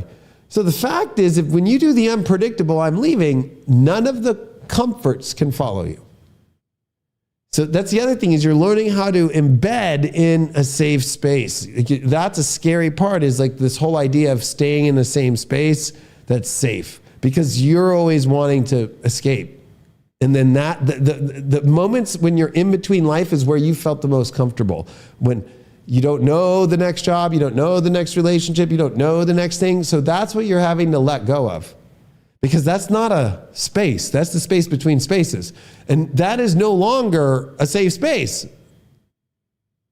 Now you have skin in the game with Saturn. So it's definitely a big change, but I think that it's positive. And I think that for you, it's like, okay, it's tough, but this is where you embrace that you've come far, and this is where that self-confidence has to come from about this reality, right? Like, you have to okay, it's difficult. There's resilience tests. I'm not going to self-implode, and I'm going to continue to find how to self-care. So do you need just 20 minutes to take a bath? Do you need 20 minutes to go take an electric massager to your back? Do you need just to chill out and hang out in nature for 10 minutes? Do you need to watch a TV show? Like, what do you need to that's the healthy way to unplug and then get back in. Like, I'm here in my offices, right? The High Vibe TV studios. Like, if I need to take a break, I just walk outside, but I come back in. That's life. That's how it should be. I just don't go, fuck the landlord, fuck all the people on High Vibe, fuck all this, and I'm dealing with too much, and I'm never coming back, and just leave everything. That's insane. So what you're letting go of is that insane part of you that just somehow has found the excuse to just run away from it all. Not going to happen without massive damage and accountability. So the more that you take that on and realize, at least, thank your lucky stars that Jupiter's in the fourth house, this full moon's in the fourth house. And I know that you want to reach for all these big things. You can have all that it is, but you have to understand the more that you have that security in your mind and your environment secure in your environment and in your home life, and you're okay with the parts of life that aren't so glamorous, then you'll start seeing that it's not so hard. And once you get over this addiction to the space between spaces, in between lives, you're going to realize that no Pisces since 1523 alive has lived through Saturn and Neptune in Pisces, right? I mean, and let's be real, ever since Neptune just came direct this weekend, when Mars just went retrograde right before it was 24 hours later, Neptune stationed direct on Friday, on the 6th and the 7th, that Saturday the 7th, Neptune stationed direct. This is the first time in your life now where Neptune went direct in your sign, and it knows it's going into Aries. So there's this part of you that is really driven now too, that there is purpose and there's things to manifest and create. It's unknown how that looks now, but remember, that's a good thing. And remember that all this extra heaviness of the world is amplified with Neptune, and especially that Saturn's there. It's like taking Saturn and what feels like it's multiplying it, but really it's just throwing like a if Saturn was like a team in a sport, like the team Saturn, just like a blanket over you, and then the smell of the fog of Saturn, and then the Saturn fragrance and the Saturn cologne and everything. And you're like, I can't handle any more Saturn, but it's more like, hold on, it's just Saturn. And the Neptune aspect is the delusion that I feel like it's just surrounding me and my identity is not what I want to be, but it's like, you do even know what it wants to be. You're not done with Saturn, you're not done with Neptune. You're gonna have them both finish at the same time in 2026. They're both going to step into Aries together. You have the North Node heading into your sign here as we start 2025, coming up here in the next month and a half, 2 months. That you're so close to the biggest, I would say, revolution of your life of like, hey, you're figuring out who you really are, what it's all going to look like. Everything up till this point was just in between, everything was just in between. But, you have to kill that part of you, which I would say is the past lives that you just keep living, and actually for the first time live a life that is not based off you doing the same pattern. And you're lucky to be able to be a Pisces to go create a dream, because all this Aries that we're going to have coming into the next, especially the rest of this decade into the next one with Neptune, but even with just Saturn finishing out the 2020s here, is about creation. You're not there yet. You're very close. You have to first deal with you and your issues and your past stuff that you're letting go of, and that self that loves to subconsciously and psychotically, because psychotic people knowingly do shit, psychotically self-undoing. Like you're aware of it while doing it, in self-undoing your life and just blowing everything up in order to try and, start over? Like that idea of start over is over. Like, you want to go into life and you're collecting $200 in pass and go, and you're getting back on the board.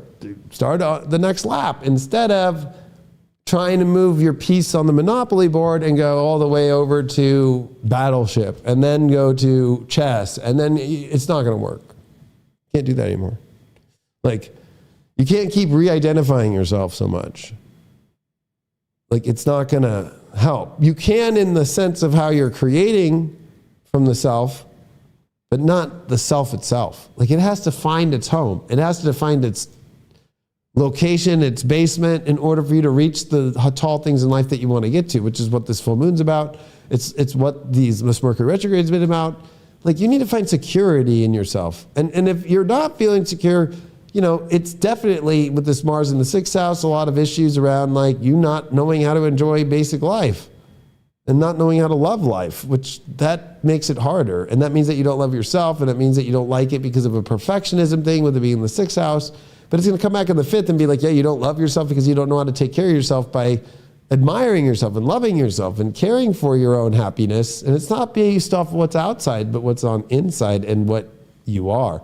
And all that Aries stuff is going to test you in the mirror, your weight, your self-worth and confidence, and your literal look and your face, because that's Aries, and the attachment to the value of your face and what it looks like. You can tell everything from a Pisces, in their face, 2nd house, where their self-worth is and so forth. When a Pisces starts giving up on themselves, it's very easy to see in the face. But even if you have given up, you can't give up now. You got to double down. Pisces are the most morphing sign in the zodiac, meaning you could be a blimp and turn into a fucking twig. You could be poor and be a billionaire. That's how fast. But you got to have security, and you got to be in this. You have to make your commitment to this reality, because you can always jump back to God and to that other reality, but your job is to bring it to here. So you know how to leave spiritually and come back. It's not about taking your physical body and the embodiment here and continuing to just go into that nothing place, and kind of it's like being homeless. It's like you can't do that anymore. Like, you will be homeless if that happens. So your card is, for the last one, the Hangman reversed. There is nothing holding you back except how you're looking at it. There's answers to you've seen all the answers. You're not paying attention to what to do. There's answers of like what will solve your problems and what will get rid of the hard challenges, but you got to take them on. Like Saturn teaches us the thing that we don't want to do is the thing that we're being asked to do. And when we do it, it's easier, but we always want to try and make some complicated version of how not to show up to that. And I get it. We all get it. All of us have had Saturn in our signs, most of us, and most of us have had our Saturn returns. If I'm talking to Gen Z, like, trust me, you'll get there. You just got to... Saturn teaches you how reliable are you to everything involved. So you have to show up to everything like, how reliable am I? To God, to your family, to yourself, to your relationship, to your job, to your kids, to your spiritual life, to your friends, to your... How reliable are you? With Neptune there, you might actually try to scapegoat it and be like, I don't have to, it doesn't matter, nobody really cares. No, God cares a lot, and everybody in the circle of all of the zodiac cares too. You're not alone. The universe is here with everything you need to help you get through these challenging times, and it won't be by running away. And you're weird about running away. You will punch a hole through whatever situation and make your own emergency exit. That won't be allowed to happen anymore without your responsibility and accountability for all that damage. Like, it will be too hard to deal with, and you don't need that right now. All right. Well, I appreciate you all very much. I hope you enjoyed these horoscopes. So it's going to be bi-weekly. I mean, I'm sure you all know, like, Sophia and I are having another baby. I have Pluto opposite my sun exact. I have Mars retrograde in my 12th coming over my sun. So it's, you know, it's a lot of shifts in my personal life and with career. And so, yeah, so I was going to try and do these monthly, and then I was going to try and do a deep love tarot with it. And I don't have enough time in my life. I have time enough to do the content. I'm just trying to find all the right scheduling, and it's been all these retrogrades. So I just, you know, I appreciate it's been a gnarly time in my life, but it's a great one. I got to see pictures of we're about to know the gender because we got the gender, but we want it to be a surprise. Like, we're making a cake tomorrow.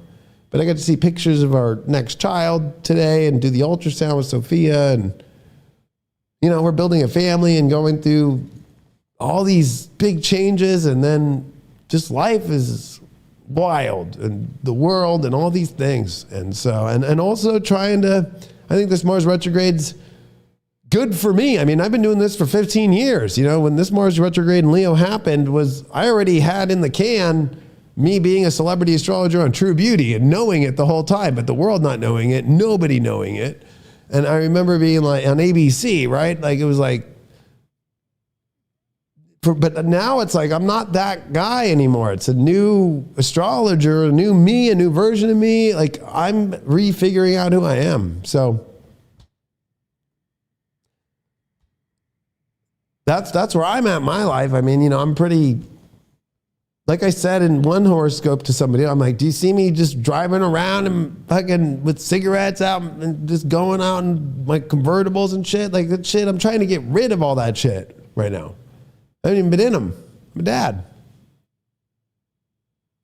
And and even being a dad, I'm allowed to do all that. I have the badass wife we both let each other be each other. It's just, I am not that person anymore. Like, I don't want, like, why would I not want to be with my family and stuff? When I take my time, it's like, I want to do something that has like productive value for something within me. So like, that kind of life is just not what I do anymore. So you know, it's a whole different world for me. And, you know, this Pluto I mean, I've done so many readings for people and I help them through their Pluto transits, but I was born with Sun square Pluto, but to have Pluto opposite my Sun and square my natal Pluto, you know, that part of Pluto where you feel fully drained or you feel fully alive. Like, I have gone through that so much, but I'm at the drain. Like, where these last 2 weeks are actually Pluto exactly opposite my Sun. I'm 0 Leo, 55 minutes. So December 26th is Pluto 055, and then we come to that 1 degree and it won't come back to 0 degree. And so, yeah, I'm dealing with Pluto opposite my Sun for 2 years, and it's been the best transformation of my life, but also it's brought me to this place where I don't know who I am in the world for astrology anymore. I don't know, people on High Vibe know what I do, but on social media, I don't do much. It's all on High Vibe. So, but the stuff I do put out to YouTube, it's like, I think people kind of think like, oh, is he just doing that now? It's like, no, I do fucking videos every day. But it's like, I built my own network 10 years ago. And I told people on YouTube 10 years ago, move over. The whole social media, look at TikTok. They're going to ban that shit. Like, so much like, but I don't know where I'm at now. And that's okay. I'm not asking for anybody to tell me either, because that's what I have to figure out. I don't know what that is yet. I don't know what that looks like. And I already know as a 5-1, I have half the world who just hates me.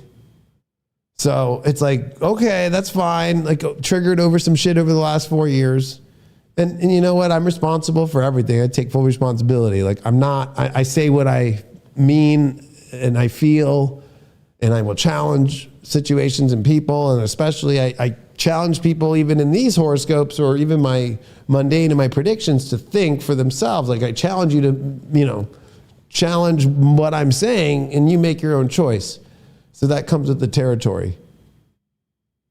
But I just don't know what it is I'm going to bring next to this place. I mean, I bring so much already, but like what that new journey looks like. And, there's a lot of questions for all of us, what this new world looks like and where we fit in. And that's part of this Mars and Leo. So I'm doing that special. The best way to support High Vibe and me is this special I'm doing tomorrow, Mars Retrograde, Cosmic Reset, where I'm going to go super deep dive. I mean, you just saw how I do sun sign horoscopes. I mean, so you know how I do it on all my other lectures and stuff and about the future. But this goes more into personal life. Of course, I will cover world events, but definitely more focused on how you can deal with it and how it's a catalyst to all of the biggest transits in 2025. And it's significant with the North Node in Aries at the draconic point where it's retrograde during it. And that sets a 19-year precedent that we are definitely taking a different turn than we've ever all taken in our lives. And so much more than that. And live Q&A and how to find your empowerment, how it's going to affect your romantic life, how it's going to go, all these things, and how you redefine yourself. And also the fact that it's going to be happening in Cancer. It's fall position, and also with all these bigger transits happening and coming into this North Node shift and coming into so many Saturn, Neptune on the North Node.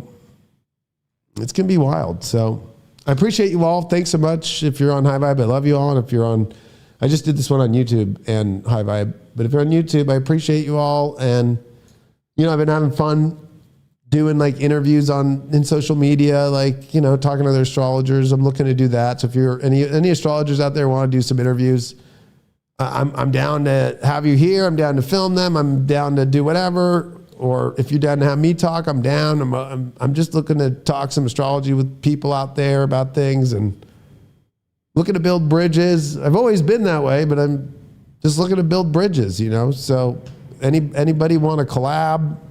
Anybody want to figure some cool shit out? Let me know. I'm always the one that was creating opportunities. Now I'm kind of like, let me go, see if anybody wants to throw some opportunity ideas out there. So that's where I'm at. And check out High Vibe. And I hope these horoscopes helped you. Take care. Bye-bye.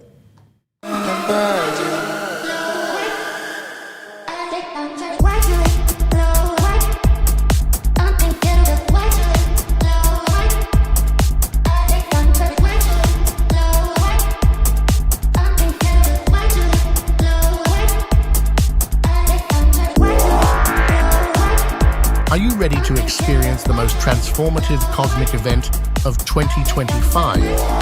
Mars Retrograde is not just a celestial phenomenon, it's a profound call to reset, rethink, and redefine your understanding of power and purpose. But this time, it's different. This Mars Retrograde will hit in ways we've never seen before. Join David Lawrence Palmer, the Leo King, a world-renowned celebrity astrologer, for an exclusive live event streaming on High Vibe TV. This isn't just another astrology event. It's an immersive experience that dives deep into the astrological and personal implications of this rare Mars retrograde. You'll gain insights and tools to fully embrace this cosmic shift and transform your life. David will guide you through the unique placements of Leo and Cancer during this Mars retrograde, the rare and impactful Pluto opposition, and much more. As always, expect special surprises and exclusive revelations that only the Leo King delivers. Discover how Mars retrograde impacts every area of your life, your love life, career, manifestation, and direction. Learn how to turn its challenges into opportunities for personal empowerment. Gain a new understanding of power, both personal and global, and how to truly harness it for your own growth. Have questions? You'll get the chance to ask David live during the calendar session, or send your questions in advance to pr@highvibe.tv. Don't miss this opportunity to connect with the cosmos, understand its messages, and align yourself with the energy of the year ahead. From the Mars perspective, this is the beginning of a long period of Aries influence, and understanding it now is critical. Save the date, December 12th, 2024, at 4 p.m. Pacific, 7 p.m. Eastern. Streaming live exclusively on High Vibe TV. Reserve your spot today. Click below to join this one-of-a-kind live stream and embark on your cosmic reset. Premium Plus subscribers get this event included with their subscription. For others, the event is $19.99. Whether you join live or watch the recording added to your library, this experience will empower you for what's to come.